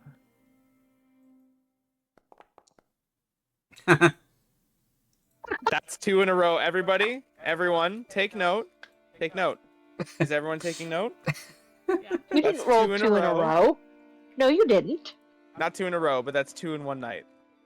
That is 2 of That I'll them. go with. She says, economic times are hard, lass. Well, I understand. And Theophania will put down a gold piece and say, "How much for this?" 2, and she'll give you 2 and take the gold piece. Very good. Okay. So you have acquired 2 smokier mushrooms. Sorry, I didn't quite hear you, Agna. What'd you say? No. Just while we're doing I will buy the book. Okay. For sure. I'll mix the one. Yeah, she turns to you and says, okay, this book, you've got the money already. Here we go. And she takes it. And she gives you cooking herbs because flavor. That's why this text is, and I'm just going to read it for everybody. By Sarah Telfather, written in 881. It's bound in painted oak and which is riveted into place. It catalogs various common herbs that can be found around Krunt and what sorts of dishes they go well with. This book gives you advantage on cooking rolls, provided you have gathered or bought herbs for cooking. So, congratulations. You now have a cookbook. Nice. Nice. One thing real quick. Yeah. What is she wearing? She is wearing a apron, a white apron. She has a brown, like padded sort of dress, probably like her version of winter clothes. Sort of like a mousy kind of brown. Her hair is long and red, probably just below her shoulders, and she's got sort of like a cream color skin and white, or not white, blue eyes. Okay. Crimson's gonna sidle up to the counter and be like, "So, do you know where a girl can get a cute outfit like that?" Well, I would say the tailors, but they're dead, probably. Aw, darn. She shrugs. Says, Then- Well, I haven't been in town in ages, so. they are dead. But if you want an outfit, I don't know when we'll have time. I have my mother's backstrap now, and you see Dart has basically a folded up backstrap loom tied to his back. Crimson whips her head around and goes, "Really? You can make me an outfit?" It'll take a long time to weave you anything, but yes, if we find some fabric that's already there, I can embroider something simple. I'll have to think about that. Yeah, because I am a very demanding patron of the fabric arts, and I need lots of them. I've not sewed anything but army uniforms for... Well, I guess I've sewed nothing for 2 years, and then before that I didn't sew anything but army uniforms for several years, but I'll do my best. How you feel about frills? Annoying? Poofy sleeves. Also, well, actually, no, those are fine. You just need a cinching band. The poofiest of skirts. Also, fairly simple, depending on how much structure you're willing to incorporate. Can you make shoes? Not as good as Galvog, but I can. Oh my god, shoes. Oh my god, shoes. Wait, Galvog, the guy we just left? He makes shoes? Well, again, he's a hunter first, but a leather worker second, but the town doesn't have a specific cobbler. It was kind of just him making roughshod boots and me and my parents making the fancy shoes for the nobles. So you do make fancy shoes. Yes. Oh, we're gonna be talking a lot, you and me. Caitlin leans If you into can- Agna while this conversation is happening, and she says, "This seems to me like a spider is weaving the trap around the fly."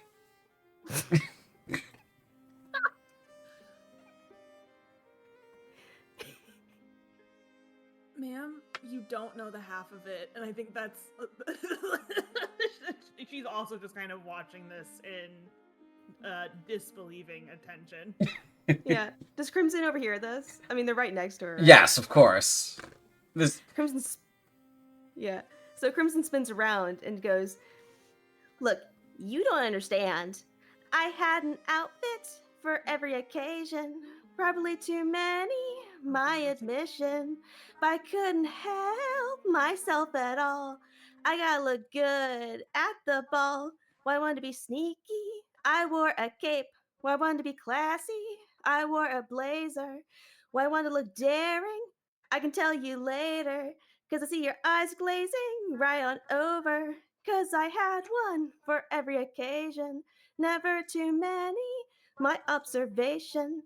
And if the price tag was too high, I'd go home and I would cry, 'cause I wanted one for every occasion. Almost never enough, my reflection. Well, you're right about the eyes glazing over, she says after a beat. Make a performance check at advantage for me, please. Ooh, sweet. Let's see here. Performance check. Let's see here. Where would that be? Details. Here we go. Performance check. At advantage.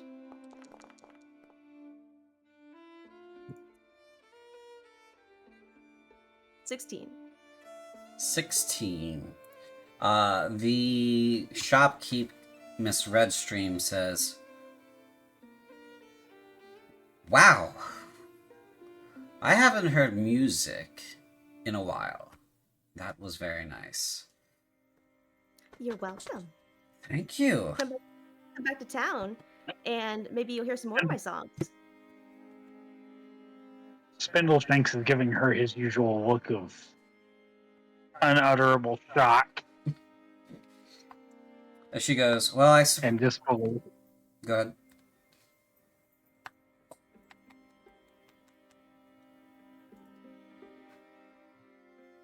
Just a quick point of order question I have, actually. Yeah. Yeah. So Crimson has burst out into song, Mhm. and where is the herbalism kit, like on the table or something, or like?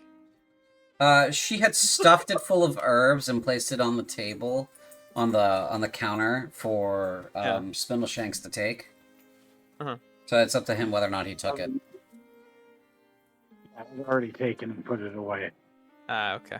All right. Well, never mind then. That's a good point of order to get. Okay.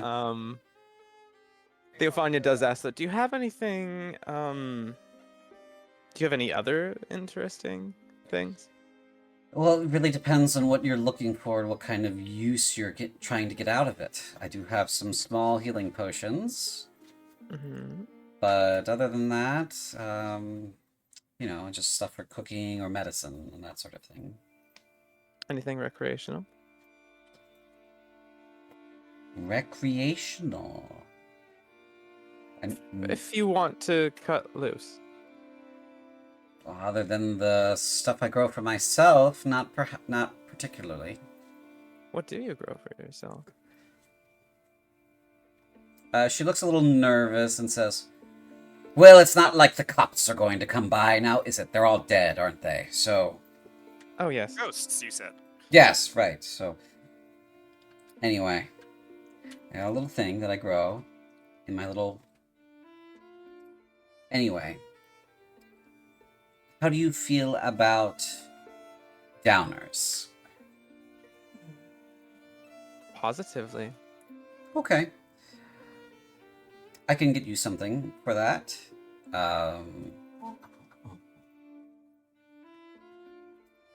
I can have a vial ready for you by the time you come by, say tomorrow, same time. Yes. I will take that and a small healing potion. That will be a total of 60 gold pieces. Do I have 60 gold pieces? Do you have 60 gold pieces? That's on your sheet. You're right. It does. And that vexes me. Let's roll up here. Oh, fuck. I'm loaded. Yeah, I do. Okay. So she will say, "All right, then." I keep switching between like a Scot-Irish accent and like my usual because I'm really bad at accents, but or at least being consistent, working on it. Goals. But she says, "All right, so healing potion," and she grabs you one of those. He says, "Now, for all intents and purposes, we do have to go over the usual disclaimer. If you drink the whole thing, you do not get a free one. Okay? There's no..." Who was trying to get a free Some one awkward... One of the darts. Well, yeah. Usually it's a dart, and it's... You know, refills are free. No, they are not. Do not come back with your empty vial and say, refills are free. I will stab you. Madam, I would never. Okay. Secondly, and she'll take your gold. And she'll say, now, you can pour this into an open wound, but it's not as effective as if you've drank it yourself. So. Understood.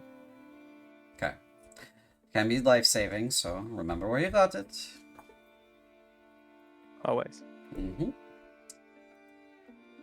And she hands you the goods. She says, tomorrow, same time, I'll have the vial of fun ready for you. Perfect. Thank you very much. Of course, lass.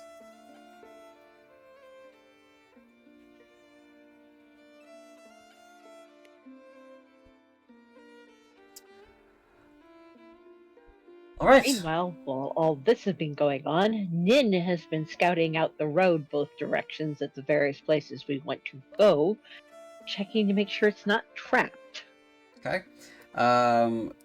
Perception checks for me. Are you looking... Which way are you starting? And how far are you willing to go? Not a huge length of distance. And, well, this has been taking a while, so both. Okay. So this... Alright, perception? Yeah, this building is in ruins. You can tell that immediately. Okay. Yeah.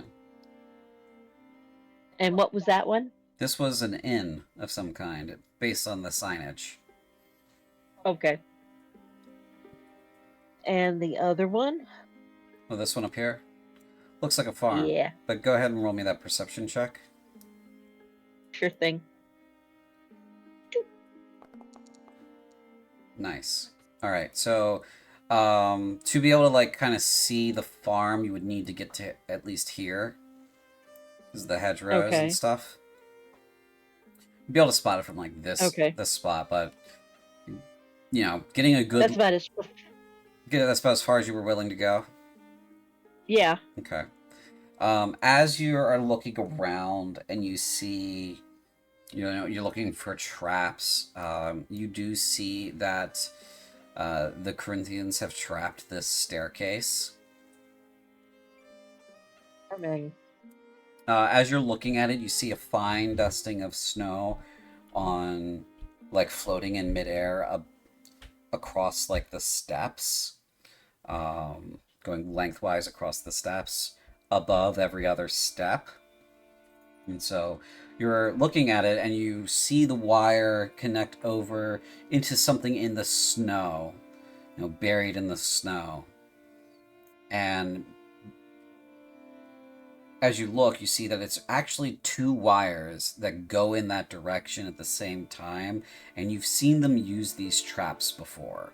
And it's a distinctly Corinthian trap. You know, everybody's got bear traps, and everybody's got, like, your hidden arrow trap in a wall, but Corinthians make this thing that is just absolutely nightmarish. And they use it for catching, like, mutated monsters and that sort of thing. It is a high-tension wire buried in the snow, sort of like high-tension, like a piano wire. And what it does is when it gets tripped, it releases it at full tension and pulls it across the area that got tripped. Usually it winds up wrapping whatever thing tripped it in itself, and it's, again, it's like a piano wire, so it usually will cut a man to ribbons. Charming. Love it. Yeah, and there are like 8 of them.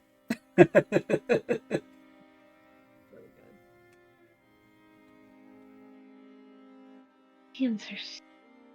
Yes. Ah, yeah, they're crazier than kids. Yeah, okay, so how does one trigger these without dying? You could, like, get a stick and hit them from, you know, the classic 15-foot pole, right? You know what I'm talking about, where you grab a Yep. long stick and you poke it. As long as you're okay with losing that stick, that's how you set them off. It's either that or you avoid them entirely. Because these things are just a nightmare to deal with. You've seen someone wrapped up in one of these before, like in a demonstration sort of deal, like it's a scarecrow kind of guy, and it's like a metal snake wrapped around him, and that metal snake wants to be a very small spring. So, Ooh. yeah. Ah, So that's this direction. Good goodies and good times Uh-huh. over here. When you go and take a look over here, the bridge is not trapped when you're taking a look at it. And the sawmill Okay. is just as creepy as it was before. It kind of, gives you a little bit of an eerie feeling. The woodcutter's hut does have a little glow to it, because it's starting to get on in hours and the sun's beginning to go down. It is winter, so. Yes. And from this vantage point, you can kind of take a look around the trees and stuff. You can spot the alchemists, and you can see there's a little bit of colored smoke coming out of the chimneys, so that place is occupied as well. And the temple has lights as well, so it looks like all of these locations, these 3 locations over here, are occupied, and the bridge isn't trapped. Okay. Well, whenever they get done with their foolishness, they're going to find Nin standing outside waiting for them. Okay. Zoom back in on the spot we're talking about here. Mm-hmm. Dart would before we start leaving base with Dart, we'll say, Miss Redstream, would you please, once we leave, consider going to speak to the alderman? Aye. I guess I'll go Thank you. talk to his ancientness. Much appreciated. We will try and gather the others to go have some semblance of a meeting with everyone there. She rolls her eyes. All right.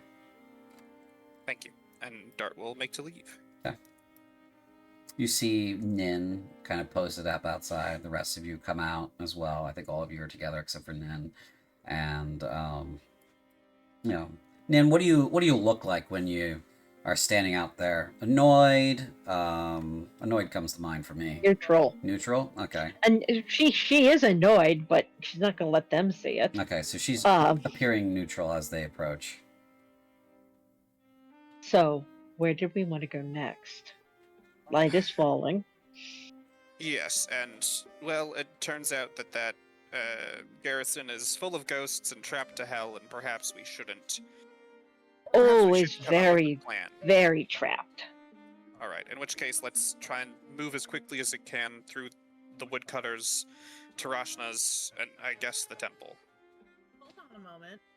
The farmer. Did you get a chance to look at the farmers? No, that's towards the traps and the... What I mean is, do you think they're cut off from town? Right. You Good didn't. point. You didn't see any traps up the road here, but you did see the traps on the staircase. Yes. Okay. So, tell them that. What Your is town, it with Crithians and traps? I suppose it'd be faster if we could split up, but No, that would be remarkably bad. There's I didn't say it would be better, I said it would be faster. Alright, let's go see the farm just in case. Yep. Dart will run ahead just in case it's empty so that we can save time and run back. Okay. As you run ahead, you do see that the farm is more or less occupied. There's a family that lives here. This is the Outer Bresha farm. It is one of the first places settled in the region. So the building is very old. As the sun is falling, it looks like they've locked up for the night and they've battened down the hatches. But you can see some light in the cracks of the windows and things. So that's not difficult to spot from the road. So it is occupied, but it looks like they've battened down the hatches for nightfall. Dart will call out and say, "It's one of the darts. It's a human. Can I speak to someone?" You hear a shouting back, female voice. Best head home! It's gonna be dark soon. We can talk tomorrow. Really important news that you need to know for tomorrow. Oroganoi's dead.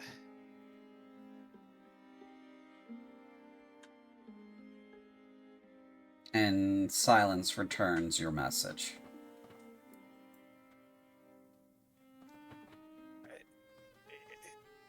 When you can, make your way into town. The alderman is trying to have a meeting with everyone because the demon that killed Oroganoi is returning and is not going to be as placid about this place. Alright? You hear kind of a faint, the morning then! Alright. And Dart will just run back and, say, already talked to them, they're not... They'll be there in the morning. Well, all right. You guys Other just way, then we go. you guys just rubber banding up and down this road all afternoon. You guys get to the bridge. Do you want to head across the bridge, or do you want to head back into town? Cross the bridge, I think. Okay. As you head across the bridge and you make your way to this section of road here, you see the sawmill off to your left, and you hear a yelp coming from that direction. You see a man run as fast as he can from the sawmill past you all towards the woodcutters.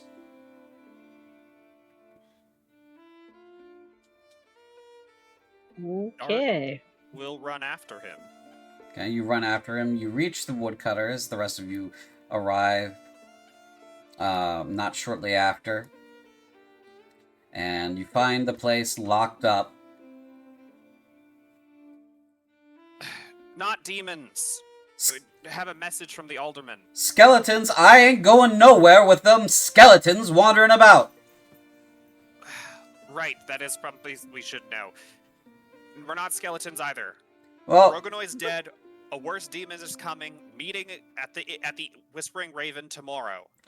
fool, I ain't going anywhere with those skeletons wandering about.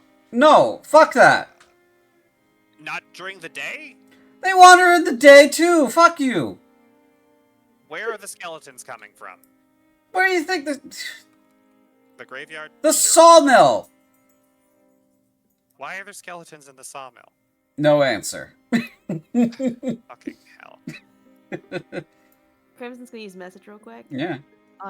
because she saw him run by. Yeah, you know what he looks like. Yeah, she's gonna whisper, "How many skeletons are there?" Oh my gods! Someone's talking in my head! Crimson's gonna send her a message like, "Yes, this is the voice in your head. Yell loudly how many skeletons you saw." I couldn't count them all. Leave me alone, voice in my head. Crimson's gonna send another message. Tell us how many Bojangles you saw, or this will continue on. I hear the skeletons can get inside people's minds now. Theophania calls. Make a deception check with advantage.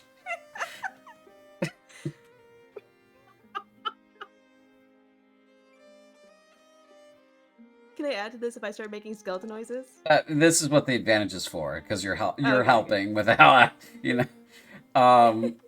yeah, so you just hear sobbing from the inside of the village, of the hut, of the woodcutter's hut.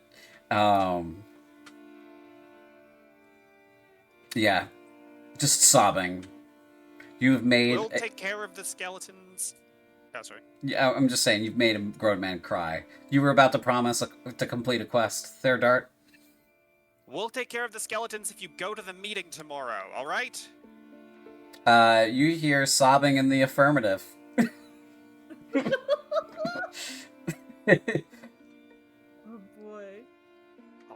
Alrighty then. Do you want to go to the temple, see if they have any holy water for the skeletons? We can also see what the alchemist has. Yeah. I suppose we can do both. Our sleep schedule is kind of fucked, so we're kind of going to be working through the night. Is what it is. I guess. Megan? I can keep using message on people if it helps at all. Maybe people we know. Stick to people we know, maybe. Gotcha. Or people that are willing and not gonna have their mind broken by it. Gotcha. Why do I imagine Crimson doing finger guns when she says that? Because she it's may or so may not be. yeah, 'cause it's so crystal clear. It's so crystal clear. Even though finger guns haven't even been invented in Gruinth yet. Finger crossbows. Oh, sorry. I just remembered something deeply funny that happened in Prison of Al Hadoon, and that's something to talk about at another time. But which way are you guys going? You going to the temple or are you going to the alchemists? Temple's closer. Okay, so you guys head up the stairs of the temple. You arrive at the temple of the earthly divines. And I'm gonna go ahead and do a thing. Alright, so I'm gonna go ahead and pause this. I'm gonna put this one here.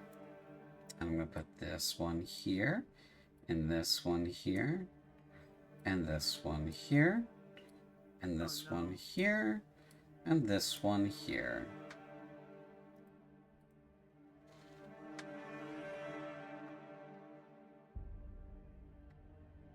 You've arrived at the Temple of the Earthly Divines. Oh no. Fine. Normal stuff. It's a little snowman outside. How bad could it be?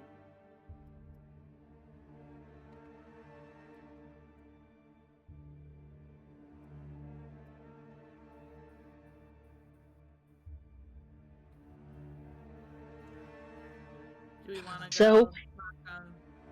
Help me, dog, CJ. If one of these things is named Bill, I am coming to Maryland to hurt you. Bill? One of what things is named Bill? Oh, you haven't come I don't over. know. You haven't come over to the temple yet. You're stuck. No, I haven't. Yeah, I'm stuck, it's waiting for you to load. and Okay. I'm stuck with it saying Ted. Yes. That's because it's the Temple of the Earthly Divines, TED. So you arrive outside of a large structure. It's a temple. Clearly, you've seen these before. These structures. It has great double doors at the very front. There's a little snowman off to your left-hand side.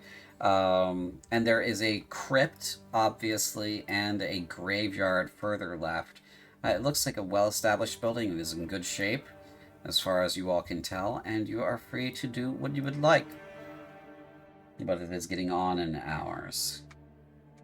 Does it seem populated? Like, are there lights on inside?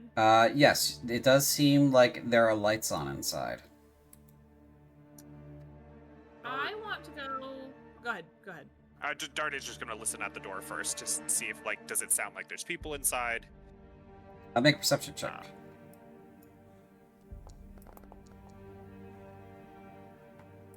22. I should remember to preload stuff for Cynthia. I'm sorry, that's my fault. Try refreshing, Sin. Okay, Okay. I will do that. You do hear like a faint voice. Sounds like they may be praying. Maybe one person inside praying? I want to go and see if I can peek around the corner to the graveyard and see if I can see anything in the graveyard. Okay, go ahead. That's on you. Yeah. So, you see just a bunch of headstones. Okay. But it is dark. It is getting darker. Yeah, I'm dead. The Going. crypt gate appears to be ornate, but it does require a key from an initial scan. Okay. All right. Do you think we knock? The polite thing to do. Are we a polite group of people? No, Bad. but It's bad manners to interrupt a religious service. Since when do Uh, people care about religion? My people did. Well, we're in Cruin. Nobody gives a shit about. I don't even know how they got. How are there people enough to fill this place? don't you live here? Yeah, I was about to say, make a history Yes, check. and I've never stepped foot in this place. I don't know who does. It's crazy to me that this place is so nice and well maintained, given that none of the population cares about the gods. Hold on a sec. Why is it here? I don't know. It's just always been here. Yeah, it's always been here. Comes here. I Hey. don't know. That's why it's so crazy. Hey, You think that's strange, given everything going on. just from looking around, I wanted to ask CJ, is there anything I can roll to see just what the hell is going on? Yeah, you can. What were you thinking about rolling? Well, I've peeked in the graveyard. Yep. And I've read a lot of books, and I did have an education, Mhm. and I was left to my own devices as far as books to read. Yep. So like, and Dart's right is the thing. Like, this isn't some what the hell is this? This isn't some like noble's vanity or something. What's going on here? Right. Okay. We're in the country that shuns the gods. Yeah. Make it. I would like. What Go ahead, were we? go No, ahead. what were we gonna say, Agna? Because it might be pertinent to what I'm going to ask for. I was gonna say whatever, like a religion roll, or that I would also like to roll one because it seems very strange that this is here. Sure. Yeah. If you'd like to roll a religion check, you certainly can. Theophania, if you'd like to roll like a history or an intelligence check, you certainly can. And Dart, you have openly declared you have no idea. So. Yeah. Yeah. Brian, you might want to refresh your page too. It doesn't look like it's loading for you either. No, I already refreshed it once. Oh, okay. I gotta remember to like preload big scenes for you guys, so that's my bad. Okay, that's good. Okay, that's good. I did see the one flash by on that dice, and I almost cried. So with a 20, Theophania, with your history check, you're racking your brain about this a little bit, and then you think, oh, fuck, obviously, it's because it's on the border. The border of Krunth is 30, 40 miles from here, and that's all wilderness. So the first place that a religious people, like the Kahalians or Zetegnians or, someone else would want to see that is comforting to them would be a temple. That's why it's here.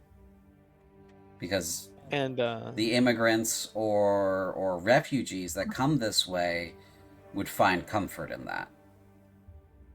And what sort of religion does this temple? What denomination are we looking at here? These are the earthly divines. So these are the neutral gods that it's Um, primarily dedicated to. But there will be statues for all three pantheons. oh. Yeah. Oh, interesting. Yeah. Agna, you're actually, with your 19 religion check, and maybe it was just the adrenaline, but now that you're coming down from this, you actually recall reading of like a list of religious sites in Krunth's borders. This is one of the ones that's at the top of the list because of its location being on a primary way into the country. There's another temple that is in the city of Helkorth, which is a more direct route from like central Kahalia and the eastern sections of Kahalia, known as Fringoth and Selbria, or Valkahal. because Kahalia doesn't exist. It's more Valkahal as a whole. Kahalia would be like the southwestern section of Valkahal. But so there's like kind of like another one of these in Helcorth, but like if you're going to Helcorth, it's a huge fucking city. And then like there are a couple of other, because you've rolled this, you're recalling the whole document. There are several like monasteries and cloisters dedicated to Roysa that are well known within the boundaries of Corinth that people actually visit. A couple of the other earthly divines, and there is a temple fortress in Fordeath that you would love to get into, because that is where that is the pit that they throw every profane thing they come across into. It is the Templar Orders, the Templar Order of Knights fortress, and they guard it heavily. So. And that is not near here. Nope, that's in Fordeath. But this church is on the list of places that are like important religious sites in Corinth. You know. Huh. Okay. And you said Roysa? Roysa is like kind of like the battle maiden, and also like a art goddess. So like the art of war and the art of craft kind of goddess. So which kind of explains a lot of Corinthian stuff, because they're very much about like fighting back and like martial tradition and artistic value about that sort of stuff, and a lot of their paintings and such are like famous battles and statuaries about like famous military heroes and that sort of thing. And so that kind of like explains that a bit, you know, with your religious education. If there is a god they would care about, it would be her. It would be Roysa. Roysa would be like somebody you would hear like a soldier like pray to Roysa, and you'd be like, yeah, that's normal. That's normal. Yeah. But, you know, someone praying to somebody else is like, oh, okay, you know, that's a little out of the ordinary. So, but yeah, you guys kind of connect over that. Well, at least it's not some kind of horrific, dark cultist plot that I've missed all these years. Yeah, that would be unfortunate. Insight check. Let's see if luckily you're all the way over here. Yeah, insight check me. Do it. While I am there, I just want to know, because you say there'd be statues to all of the pantheons here, right? Yeah. Are there any statuaries in the graveyard? No, there are no statues in the graveyard. 20. I know. I'm fucked. It was nice knowing you all. Oh god, that's fucking terrible. So that is said way too fast to be sincere. Alas, the stage isn't working anymore, but Dart is doing does it like a quick, before Nin approaches, gives Agna a look, and then it's like, okay, are we heading in or not? Have they finished praying? Give it a shot. Theophania knocks on the door very loudly. Fair.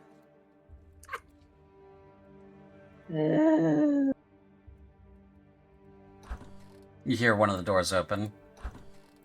Good. And a handsome man stands on the other side of the doors and says, "Oh, you all must be freezing. Come in quickly before any demons catch you or anything like that."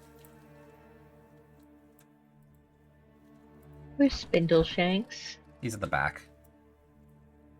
He's taking someone's skin. I have. He's loading. When you look over at him, you just see a loading wheel. You don't know that's what he's doing. You haven't checked him. You know what I want to do, actually? Wait a sec. 1 second. Let me double check my thing here.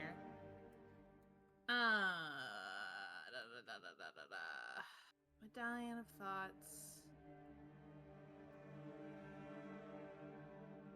I would like to cast Detect Thoughts on this guy, I think, using the medallion. Okay. Thoughts. The basic version it's- or the probing version? Yeah, that's my question. That's what I'm looking at. One second, I'm double checking the rule on it. I was gonna ask about magical senses. Oh yeah, you can reach out with your magical senses as well. Right. Okay. So how do I roll for that? Is that something I roll for? So you need to do the math for it. So your Arcana skill plus your Perception bonus. Okay. your- So I would roll. Well, I no, would roll that. you don't or- roll that. You just let me know what that Okay. maths out to. So Arcana bonus plus your Perception bonus.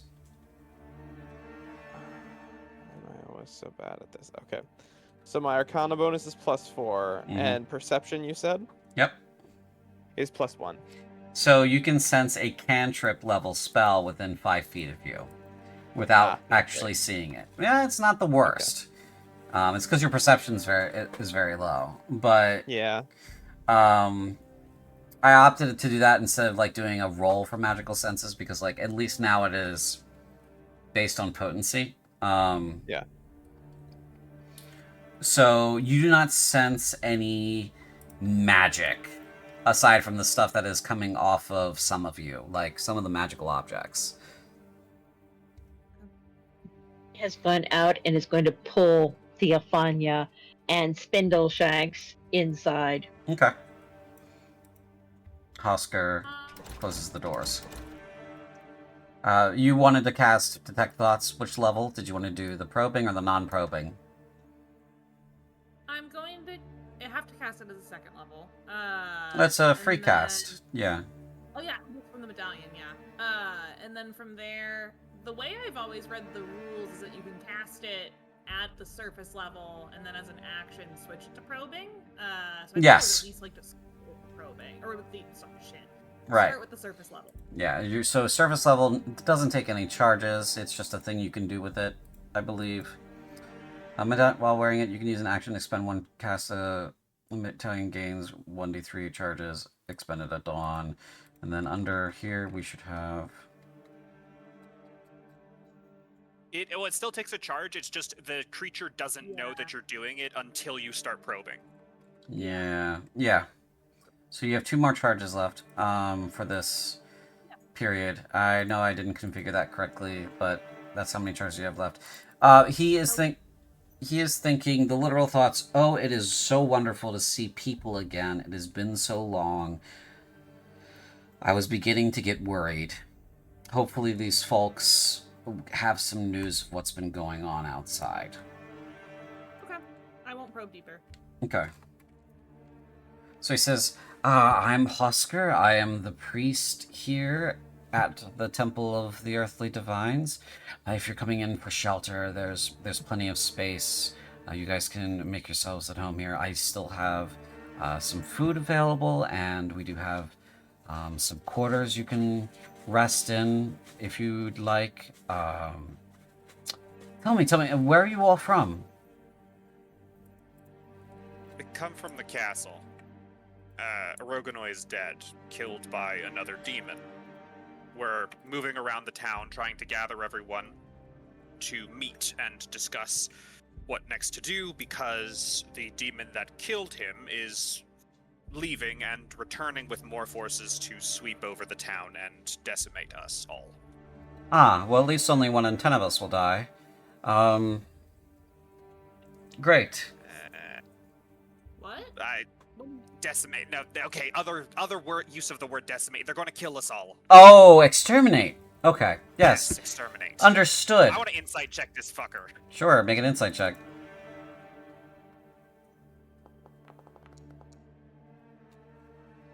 Ooh. He's just very particular about the words being used.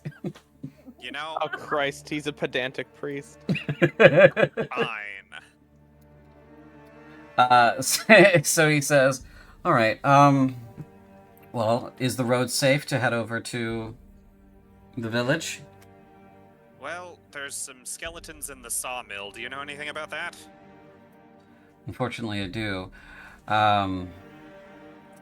They liked to throw. Really? They liked to throw the bodies there when they were done with them. Some of the bodies. Make no mistake, Brescia as a town maybe holds 500 to 1,000 souls that don't include transients. So, no, doesn't include travelers, doesn't include immigrants, doesn't include refugees. That's permanent people living here. The battalion you could call another 1,000.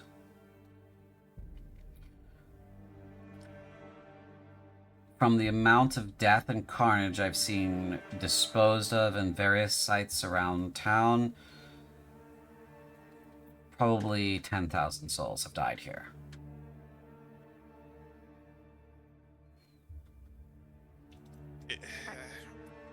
How many skeletons in the sawmill in particular? Is it feasible that they could be cleared out? Yes, it's feasible they could be cleared out. But you don't want to do that tonight. He looks out the window and he says, "Oh, my astronomy's right. We're getting very close to when Malchus is in full, and we don't want to be out at night engaging the forces of darkness when the moon is right for them, when that moon is right for them. So, it should be a few days off, but still, you don't want to fight creatures of the night in the night. It'll be easier to deal with them in the day. For everyone. Have you seen Tarashna? Spoken with her? She's just down the hill. I haven't managed to speak with her in a couple of years, actually. They've made a point out of isolating me in particular. So I'm surprised you managed to slip by my guards, though I suspect something had happened, and now that you've told me that Oroganoi is dead, well, I suppose there's a little bit of a shuffle in the order that might give us an opportunity. So... come out of the threshold. Come in. Who else is here? There used to be other acolytes. However, some of them couldn't handle the weight anymore. Oh, no, there's more comfortable quarters in the back. And he kind of continues off. This is one of those sections that has crossbars, sort of like setting off that area. He opens this door here, steps through, and he opens the one behind it and steps through there. Says, back here is where the denizens of the church would stay, live, and pray. We have a small chapel back here and a small library, a kitchen, and some scrivener's tables. And some bedding and some space for sleeping. So make yourselves at home. I wouldn't go out the back. I don't know if they're still out there, but just, make yourselves at home. Is there a book open on the pedestal over here? Yes, there is a book open on the altar. Can Crimson take a look at it real quick? Sure, it is an old tome. It is dedicated to the prayers associated with Hadasul, and it consists of the creation epics that permeate the cultures that you're familiar with, human culture and some of elven culture, but mainly like from a human perspective. So the names are all in the base Cruics that are generally understood by most of the northern humanity. So it's like a religious book that is. So that's what it is, Crimson. Yeah, does it look kind of dirty or anything like that? It looks used. Can I use prestidigitation to make it clean? Oh, that's very kind of you. Yes, you do. And it cleans it up, makes the pages nice and crisp and fresh. Can I give it like a scent? Sure. What kind of scent do you want to give it? Scent of fresh wild roses. Great. It now Yep. smells like fresh wild roses. Yep, that's my contribution. Great. Thanks, back. And Nin, I noticed you lingered in the church. Well, for two reasons. One, she wants to give a serious look around things. Two, I can't scroll in Oh. or move things around. So, Do you have a page in button on your keyboard? oh, what? A page up or page down button? That sometimes works. Yes, Okay. and no, they don't. How about plus or minus? Why do none of these buttons work now? Oh my god. I hate that they changed so much right now. Yeah. No, Okay. Well, Nope. I'll move you to the rest of the group if that's what you'd like. well, No? she'd like to see, just give a general idea of what's going on around. If this looks like it's had, because something the priest said has set an alarm an alarm off in both of our heads, Sure. and it couldn't stand the weight and guards, and something just doesn't feel right. Sure. So this church here seems like a normal Corinthian church dedicated to the earthly divines. You have the gods you would expect in statue in front of you, in front of this altar. So we have Hadasul and we have Musi. So Hadasul is the father of all. Musi is the goddess of the hours. We have Amutu, we have Peseu, and we have Phaon. And those are the ones that are statued here. In here, in the side, we have a couple of statues of some local warriors. They match the statues that you saw in the castle, so they must be like the founders of the Matronex family. And what else would you like to know? Well, where's Roysa? Roysa is not here in this section. But you did hear the Okay, priest and- say something about other statues being in the back. Yes, and does it look like anything was put back together? Okay. Like there had been a battle or something? Yeah, make a perception check. Okay. Perception.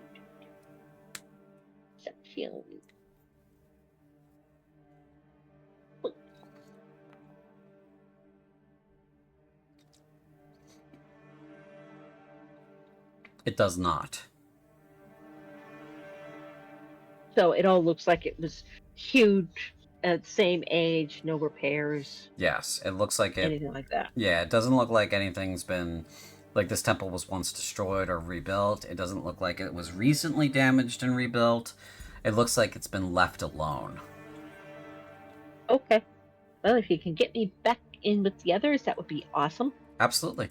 I don't know what Spindleshanks is doing.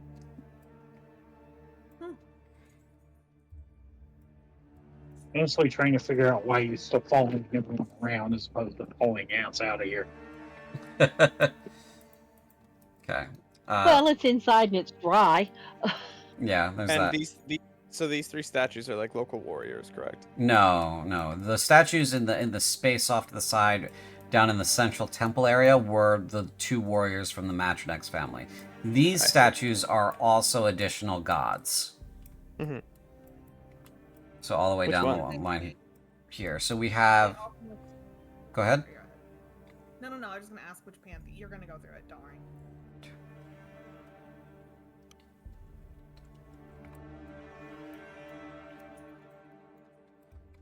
Hold on. Okay. So.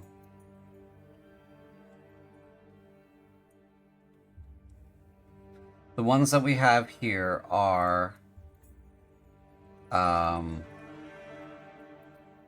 Rasulsi, who's the Lord of the Storm. We have Zessi, the goddess of the hunt. We have Umul, the master of magics. We have Rindi, the mother of art. We have Roysa, or Rindi is father of craft. Roysa is mother of art. Yasa is brother of thought. Liquidor, sister of emotion. We have another Hadusul here. We have another Amutu down here. And we have another Musi over here. Dean, please. Figure your life out. I thought that was at me. I was like, what did I do? No, my son Dean, he's crying over there because they've blocked him into the Papa Son chair. So Please figure your life out. Can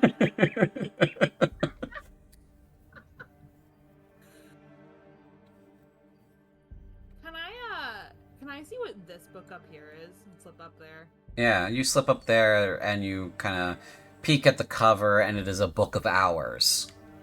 Are you familiar with what that is? Yes. So it's prayer mostly.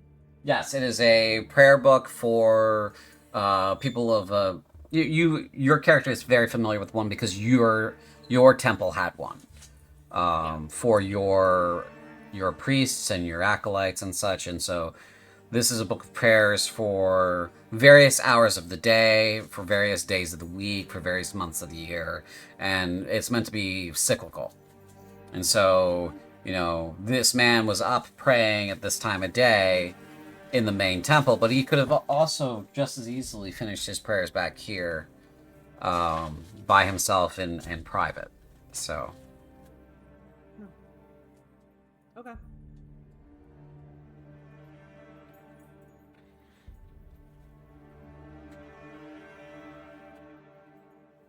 I suppose as Dart enters this room, does something happen? There is a dog sleeping on the carpet. Does Dart recognize this dog? Yes, you do recognize this dog. That is Lord Muffin of Havenshire. Taking a big old nap. Dart will, start running, vault over the couch, and, try and stop, realizing Muffin's asleep, and then, I guess just, slowly extend a hand so Muffin can start to smell him. Muffin wakes with a start, and you've been tackled, and you are overwhelmed by dog licking face.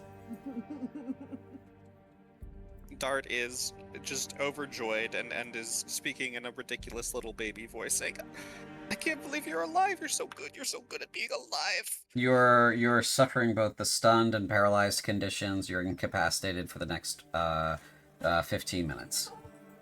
Of course. Yeah. Any such cases. Mm-hmm. I see you found the dog. It's sorry, it's my dog. Oh, wonderful. Good. Where did you find her? She was outside the back door one day, begging to come in.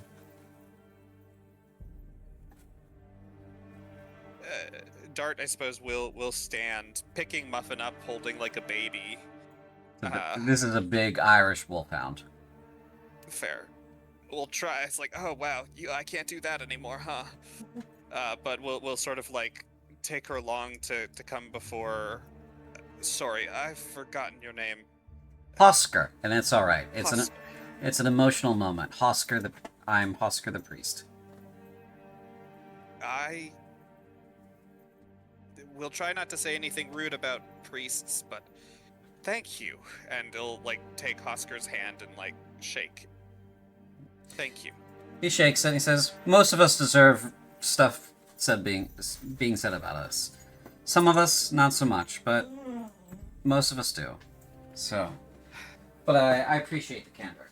Get out of this room, guys. Fuck off. All of you. Go. Get out. Hey, get out. I feel like they didn't figure their lives out. No, they didn't. They Dart, is there get something you done. want to tell us? that I have a dog who I thought was dead, who's not dead. Ah, okay. That's good. Yes, it's very good.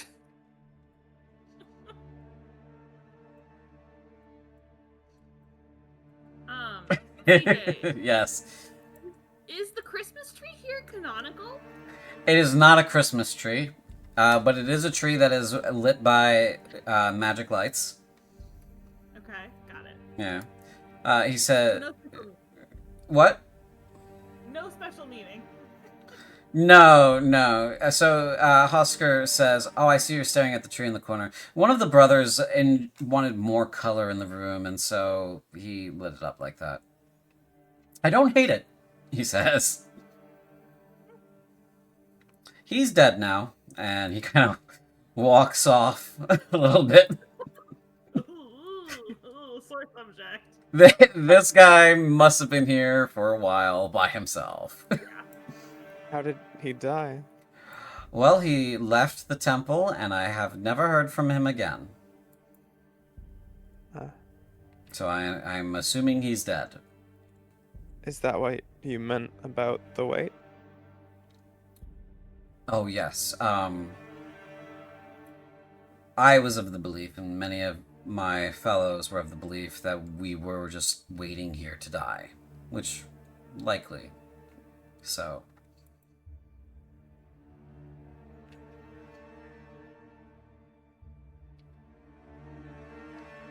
I do want to insight. I don't like to fire that off willy-nilly, but I do want to insight those. Oh, sure, yeah. I think it really Would you is. be so kind as to take the dog off of Nin, please? No, the dog is now on Nin, and there's my fucking 6. Yeah, there it is. All right, beautiful. He just seems like Thank you. both relieved and depressed at the same time. You know.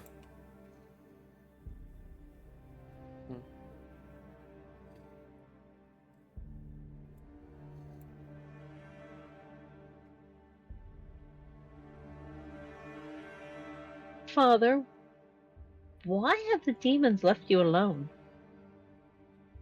I think it has something to do with respect for one's elders.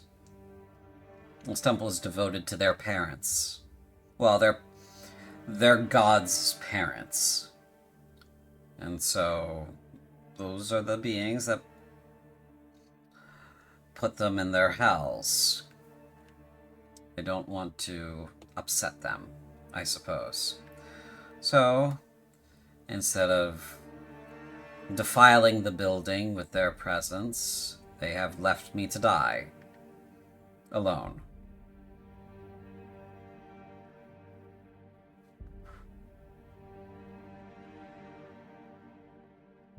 It's a very strange country, and will always be a very strange country.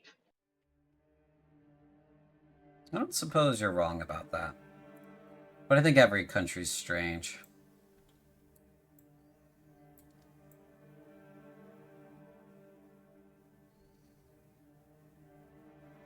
How many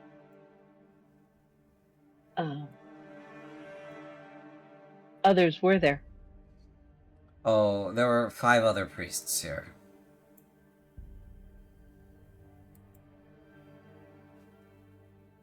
How long have you been by yourself? Let's see, it's winter now, so 3 seasons? And how long have the demons been here? 2 years? Something like that.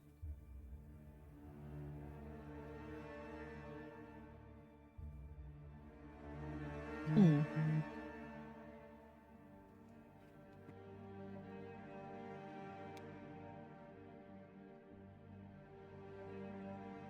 You don't, by chance, have anything that might prove detrimental to the grandchildren of your gods? I have been blessed with minor magics. I could help, but I am no warrior. No, I was thinking more of blessings or things that would harm them without your physical presence being needed.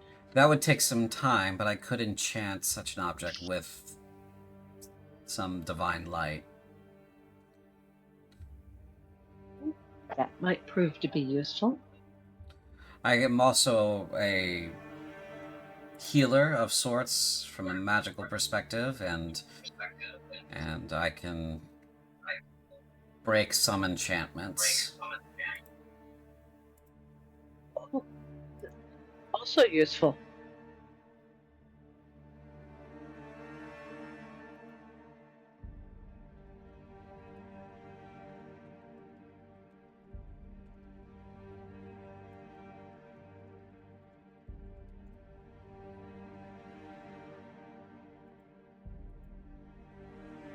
What kind of enchantments can you break? All manner of them. It really depends on how strong the magic is, though. On fairly strong spells, fairly difficult to break. But anything that is, let's say, on a scale of 1 to 9, anything 3 or lower, I could break immediately. Would you know anything about laying ghosts to rest? The earthly divines don't dabble in death's arts.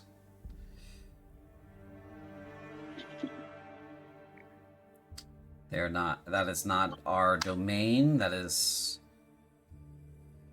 not something that that is not a line we are willing to cross.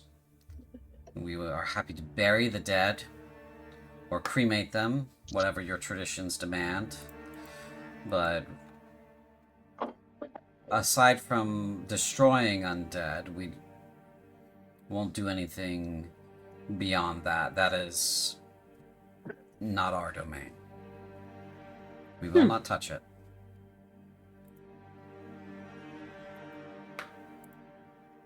I see. I guess. You're the only cleric for miles around. You wouldn't happen to know how we might deal with the ghosts at the garrison? Ghosts at the garrison. Oh. He seems sorrowful.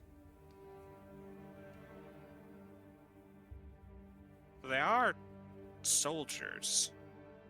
Do you think they'd respect the authority of the Duchess? If she had her regalia? They might. That would be probably the most direct way, but the Duchess is dead, and so are her children, so that's kind of a lost cause. I don't know why you would bring that up. If a military commander came by and was a spellcaster, they could probably commune with them if they were so inclined. Force of arms that are enchanted would be a fight, and that might work, but you'd be in for a nasty fight. They seem to have been fighting the demons non-stop, so neither side seems to be suffering any attrition. Oh, great. They're locked in eternal combat.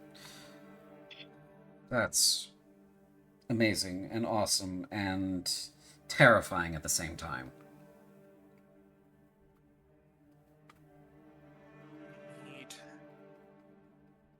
I can't, let me think about it and let me look at some of the books and maybe there's a way, but I'm gonna need some time to mull it over. I don't have a solution right now for that. Are any of you hungry? Yes. Some food would be delightful. Great, I have a stew cooking away, so I'll just increase portions for everyone.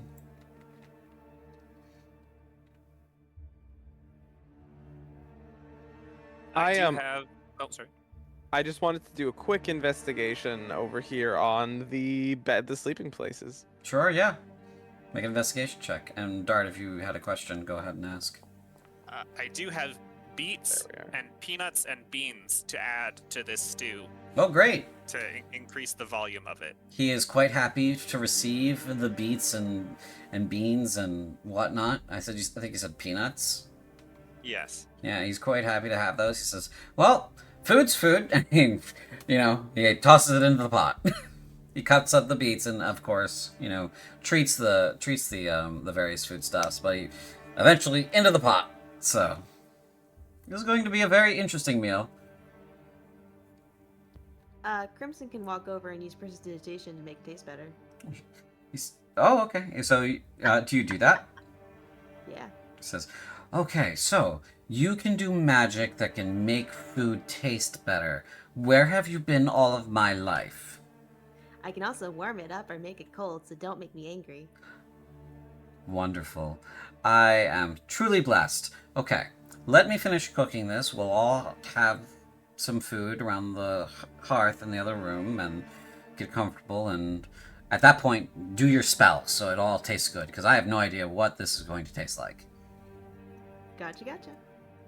Really a man who lives on the edge. Right. So yeah, these alcoves, and that's really what they are. They're just alcoves. Are very Spartan. No personal belongings tucked away or anything like that. It's just bedding, blanket, pillow, candle. And if they had anything stored, and you kind of take a peek into this chest, that's like winter clothes or that sort of thing. It's got some like small items like a couple of pens or like mechanical ink pens or that sort of thing. Little sundries, but nothing personal. I would like to do a similar browse around in this little library nook area. The books, stuff on the desk. Sure. Yeah, make an investigation check as well. Oh wait, just to be clear, there's nothing personal in here, At all. which that's a little odd, right? Like the priests lived here full time, right? Yeah, but not for certain kinds of monks who keep no I property see. whatsoever. So Is this order of those types of monks? you'd need to make a religion check for that. I'll resolve D's thing, but I would like to if it's like possible to do that. Sure, you can throw that, but let's resolve D's thing first. Yeah. Go ahead, D. Is there any way? Because what I am looking for is, does anything stand out to me as being weird here, like a weird thing to have in this specific order? Is there any way I could talk you into a religion check for that? You can talk me into doing a religion check for that. Yeah, absolutely. Go ahead and throw that for me. Okay. Yeah, let's do that.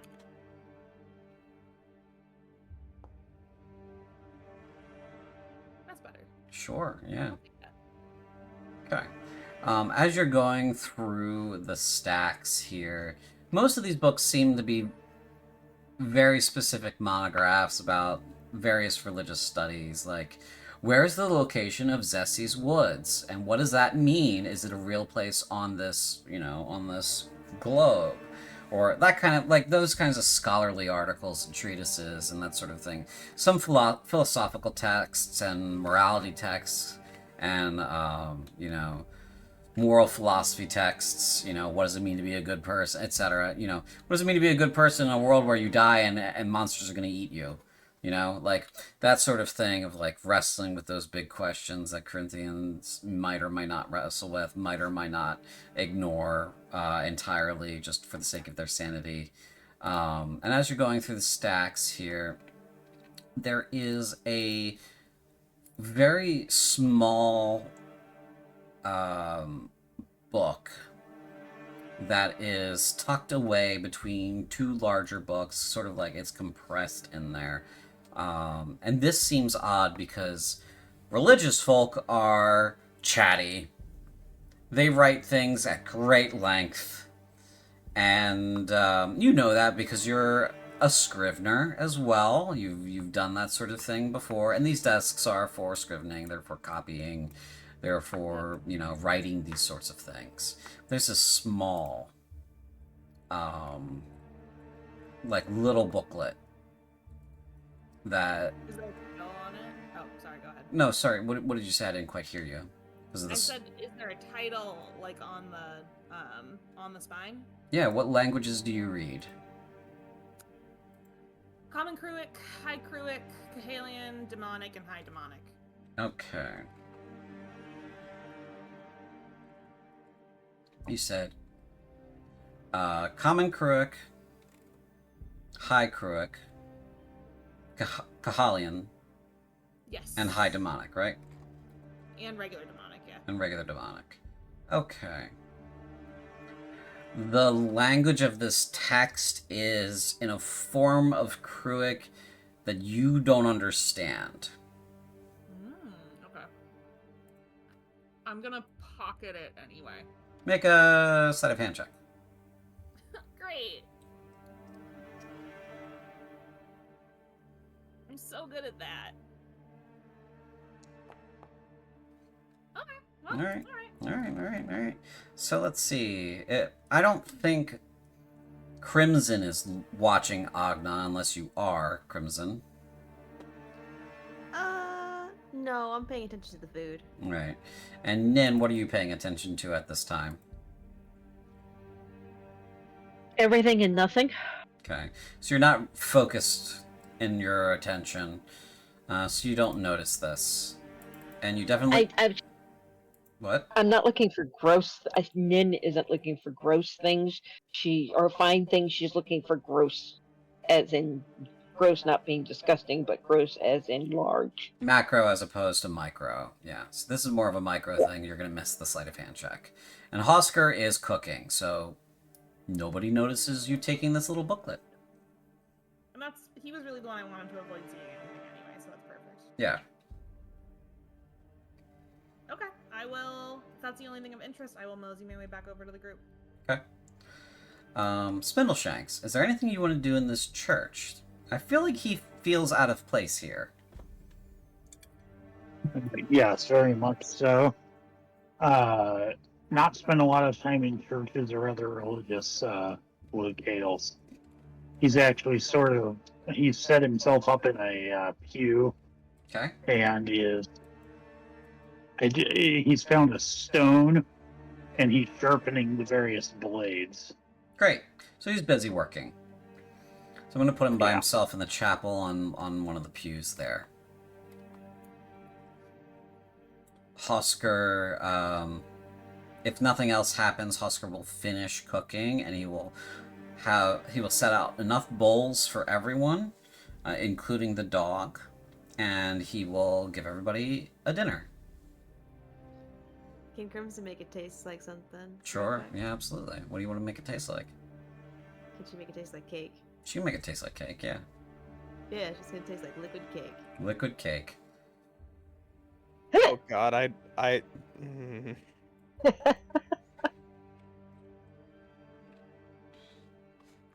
So dinner tastes like liquid cake, everyone, as you, find your various places to be while you eat. That's Crimson, why cake? Because we need to party after everything that's happened today. Can I make that religion Crimson check? logic. Oh, yes, you may make that religion check. Sorry, I forgot. No problem. I figured. It's the brain damage. 18. Yes, this is one of those religious orders that they promise no personal property. I see. Okay, so that's not unusual then. Yeah. All right. Well.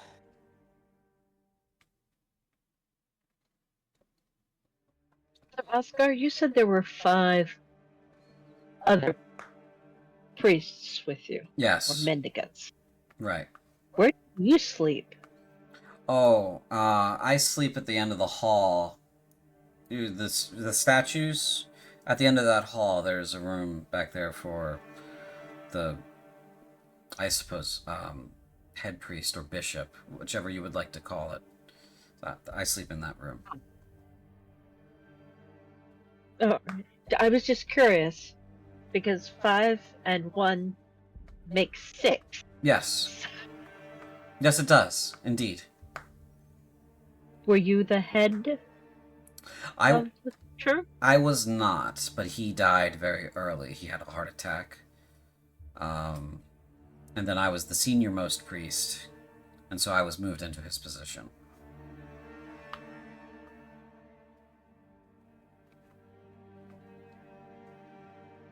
How did you feel about that?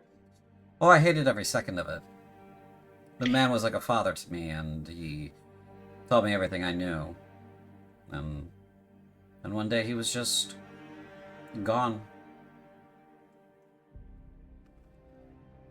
Yes, that happens.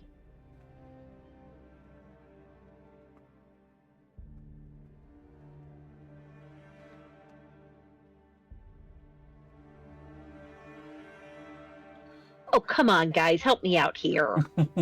Everyone's just kind of standing there watching this conversation happen. Like, yeah, it sure does.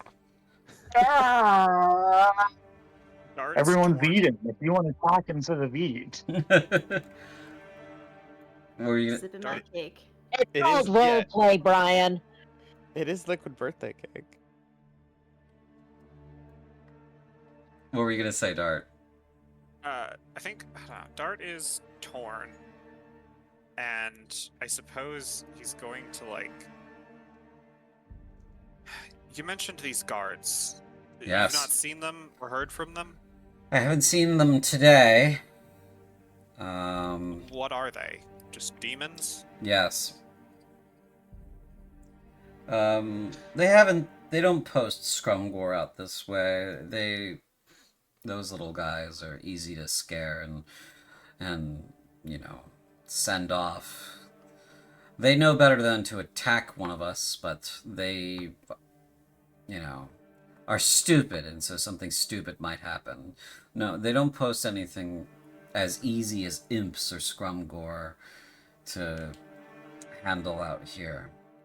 Are you familiar with what a latro is? Intimately.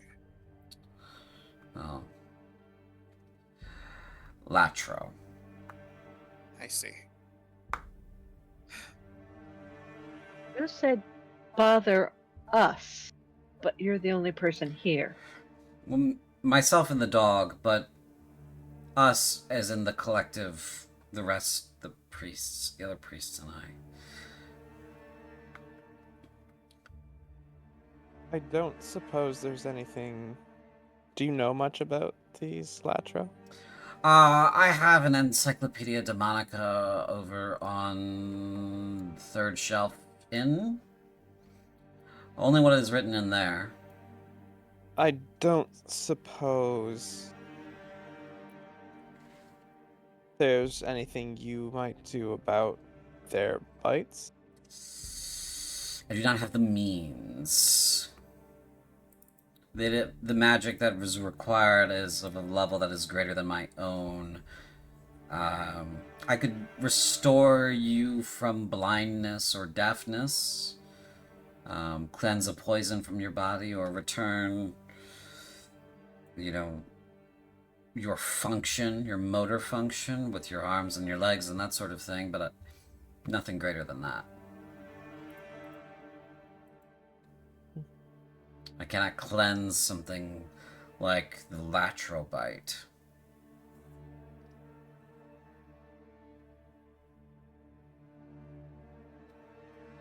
If we can't do anything tonight, if we can't get to Tarashna tonight, then we should sleep as soon as we can and start early in the morning. I don't want to waste any more time.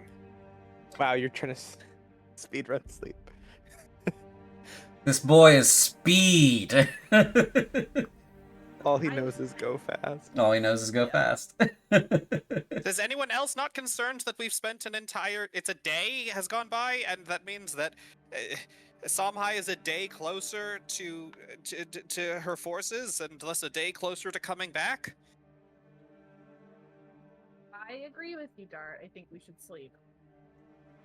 It's We need to move fast tomorrow. We need to get to Tarashna. We need to get to the others. We need to figure out what we're going to do to solve this. Maybe we return to the castle and get the crown so we have the regalia, and we can deal with the ghosts at the garrison. Or we need to do something. Let me ask you something, son. We're the same age. Husker kind of scoffs at that. Maybe. What age is that, Dart? I never asked. 20 something? Oh, I'm like 45, my man. You look very young and handsome, actually. It's very strange. I have good genes. So, Okay. let me ask you this. When it comes down to what actually happens, Somhai is you said is on her way to go get her forces, right? That's far, yes? 7 days. So she'll be back in what, a week? A little more than? A little more. A week and 4 days. So, in the winter cold, if we're leaving, I assume that's what you want to do, is you want to leave. In the winter... No, I want to get into the garrison so we can contact the Corinthian forces and see if they have a solution. Oh. Because we can't survive, obviously, taking all of the Brescia's people into the mountains. We can't survive taking Brescia's people towards the demons. We can't survive taking Brescia's people into Scaraptica.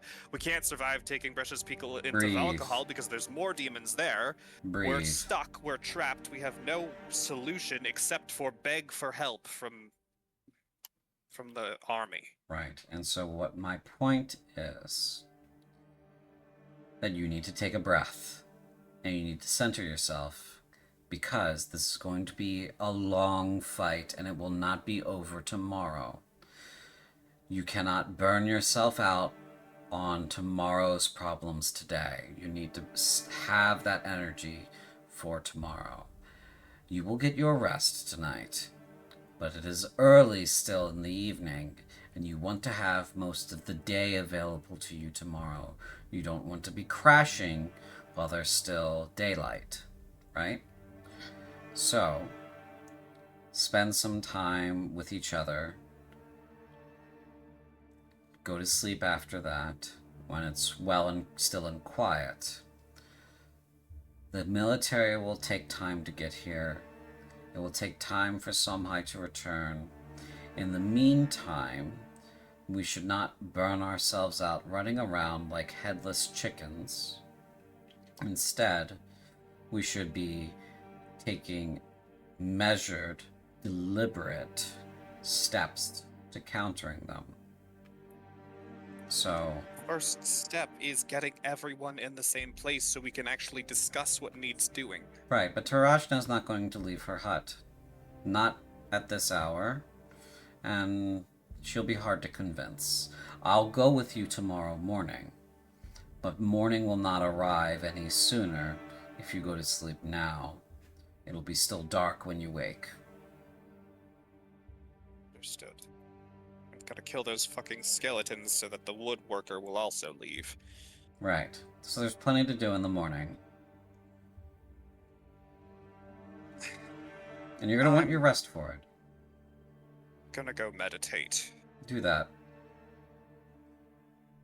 He says to the ladies, boy, he's high-strung, isn't he? Oh, you know it. I'm You gonna have go make no sure. idea. Okay.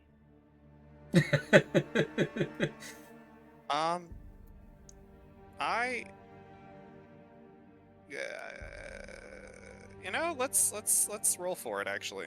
Mm-hmm. No, that's a 1. You see Dart, like, heading towards the doors. Dart. What? Come back. I can run down to Tarashna's and back faster than you can make it to this door. Faster than the Lapra? I can run faster than Elatro, yes. I need your help looking at something. All right. What is it? Would that make you feel productive? Yes, it would. She's gonna pull out the booklet that she found on the shelf. Can you read this? We shall see. What language is it? It's some older form of Kruik that you don't understand. Is it Arcane Kruik? No. Oh, okay.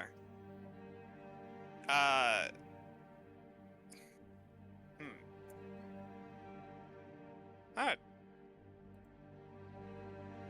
is there any roll I could make to try and parse what it says? Something like, I don't know, intuitive or... Yeah, you could. Let's see if you can muddle it through. Go ahead and make an intelligence check at a disadvantage for me. Okay. Could I help? Your native tongue is Your native tongue is Kahalian, right? Yeah. Yeah. No, that's fair. You can help because both of them have a Kruik root. So. I'll give you the guidance. Start. Fair. Let's do that. So you can have a flat guidance. Flat roll with a guidance.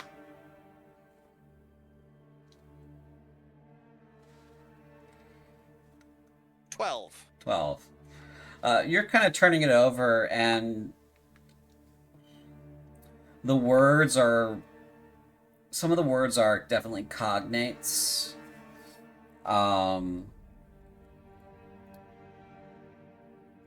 But... And you do see some proper nouns in here. But aside from that, you're really unsure of what is going on in this text. There's like... It's either misspelled or the language has shifted in a way that makes it a little incomprehensible. Essentially, what you're looking at is like, this is either Justian, which is the language of the law, or it is an even older form, or it is something that, like Common Kruik evolved from. So I guess, would I have, if I'm trying to differentiate it, would I have seen this text at all before in my, like, not that I would have ever understood it, but would I have seen similar kinds of this text in the castle? Part of the problem that you're trying to overcome is handwriting. Mm-hmm. And so the answer to that question is no. Because as you're trying to parse this handwriting as well, like uniform prints and such, those are usually only distributed on like military documents or bureaucratic documents or something of that nature. Books aren't mass printed, right? And so they're all hand copied, Right. which makes them valuable. Whoever wrote this, their hand is not sloppy, but is extremely flourished. And so you're having a hard time picking out what the fuck is a letter and what the fuck isn't when you're looking at this. You've got a couple of proper nouns, maybe, but nothing that makes any sense to you. Oh my god, it's written in Middle Gothic German. Yes, it's sort of like that sort of thing, where you're like, or like if you're looking at the original like Beowulf, and you're like, what the fuck is that word? And then you sound it out, and you're like, oh. But it's Middle Gothic German. Oh my god. But it's sort of like that, where it's just like this language, whatever this language is like 800 or 900 years old. So. It's not Kruik, it's not Justian, so it's not a legal document. It's could older be than all that. It could be Justian, but it's older than that. It's sort of got the same structure as Justian, but it's older than that. So. Well, now I feel even more useless. Thank you. Well, Agna closes the book and she looks at him and goes, I need the priest to go to sleep so that I can ask the others to help puzzle it out. Don't you don't like this. Something feels wrong. I presume you used that amulet to read his mind already.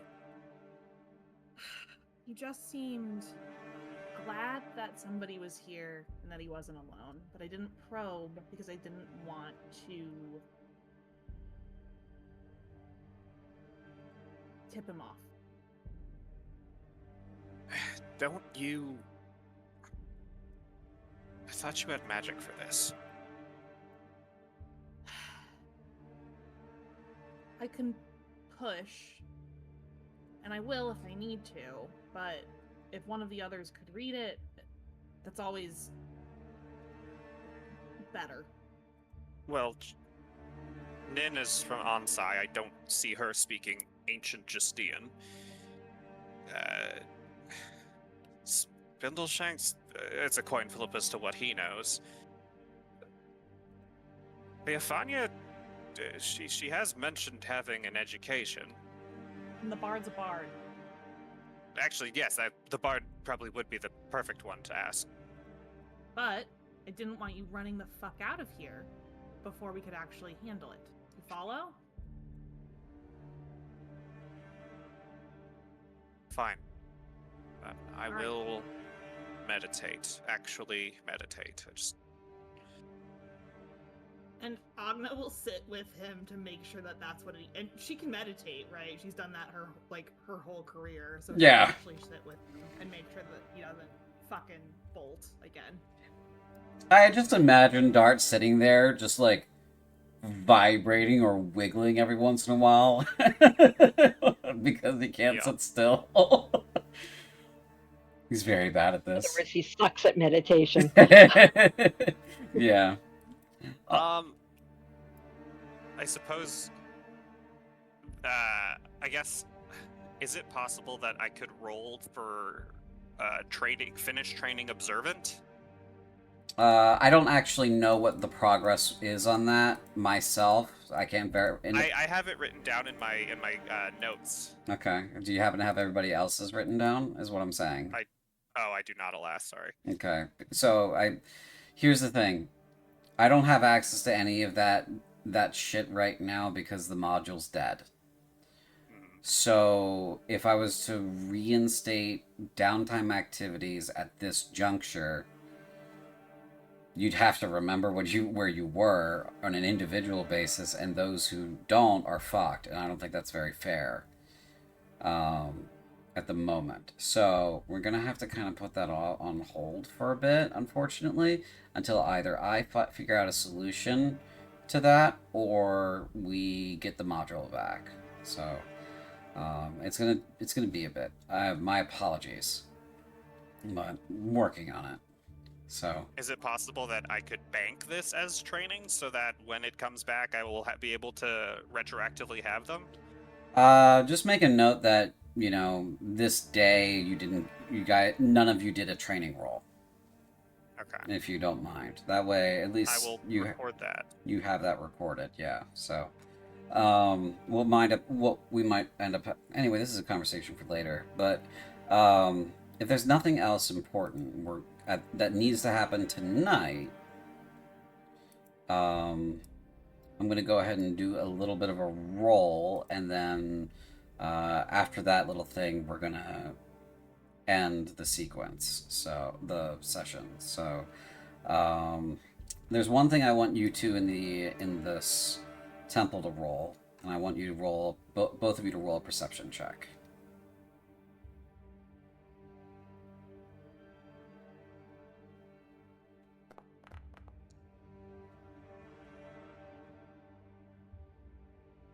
Damn. Okay. Holy shit. As you guys are meditating and Dart is fidgeting, Agna, he fidgets a lot. You open your eyes, scold him as I suppose you would do, right? To get back with the meditation. Is that something Agna would do? She's still here? Did I lose her? I'm sorry. I absolutely she would do that. Okay, so you open your eyes to scold him, and you turn, and there is a figure over here behind the metal bars, made of shadows, staring at you both. Agna stands and turns towards it. Okay. Is it still there? It's still there. She puts a hand on Dart's shoulder. Dart will open his eyes. What? She'll nod in that direction. Dart will look over there. As you look over there, you see the figure from your dream. It takes its shadowy hand and sticks its thumb out sideways and makes a gesture killing stroke across its neck, and then disappears.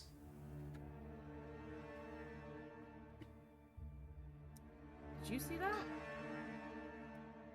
Oh yeah, that guy. Hey, Dart? What do you mean, that guy? Oh, And- you know. And that's where we'll end the session, because I'm a cruel bastard. No, you are a GM, and that is why we love you. Okay. Well, I'm going to end the session here, and I thank everybody for coming out, and I hope everybody had a good time. And we'll see everybody on the 25th. On the 25th. Right? Yeah. The 25th. All right. Bye. Bye. Thanks for watching. And we're no longer live.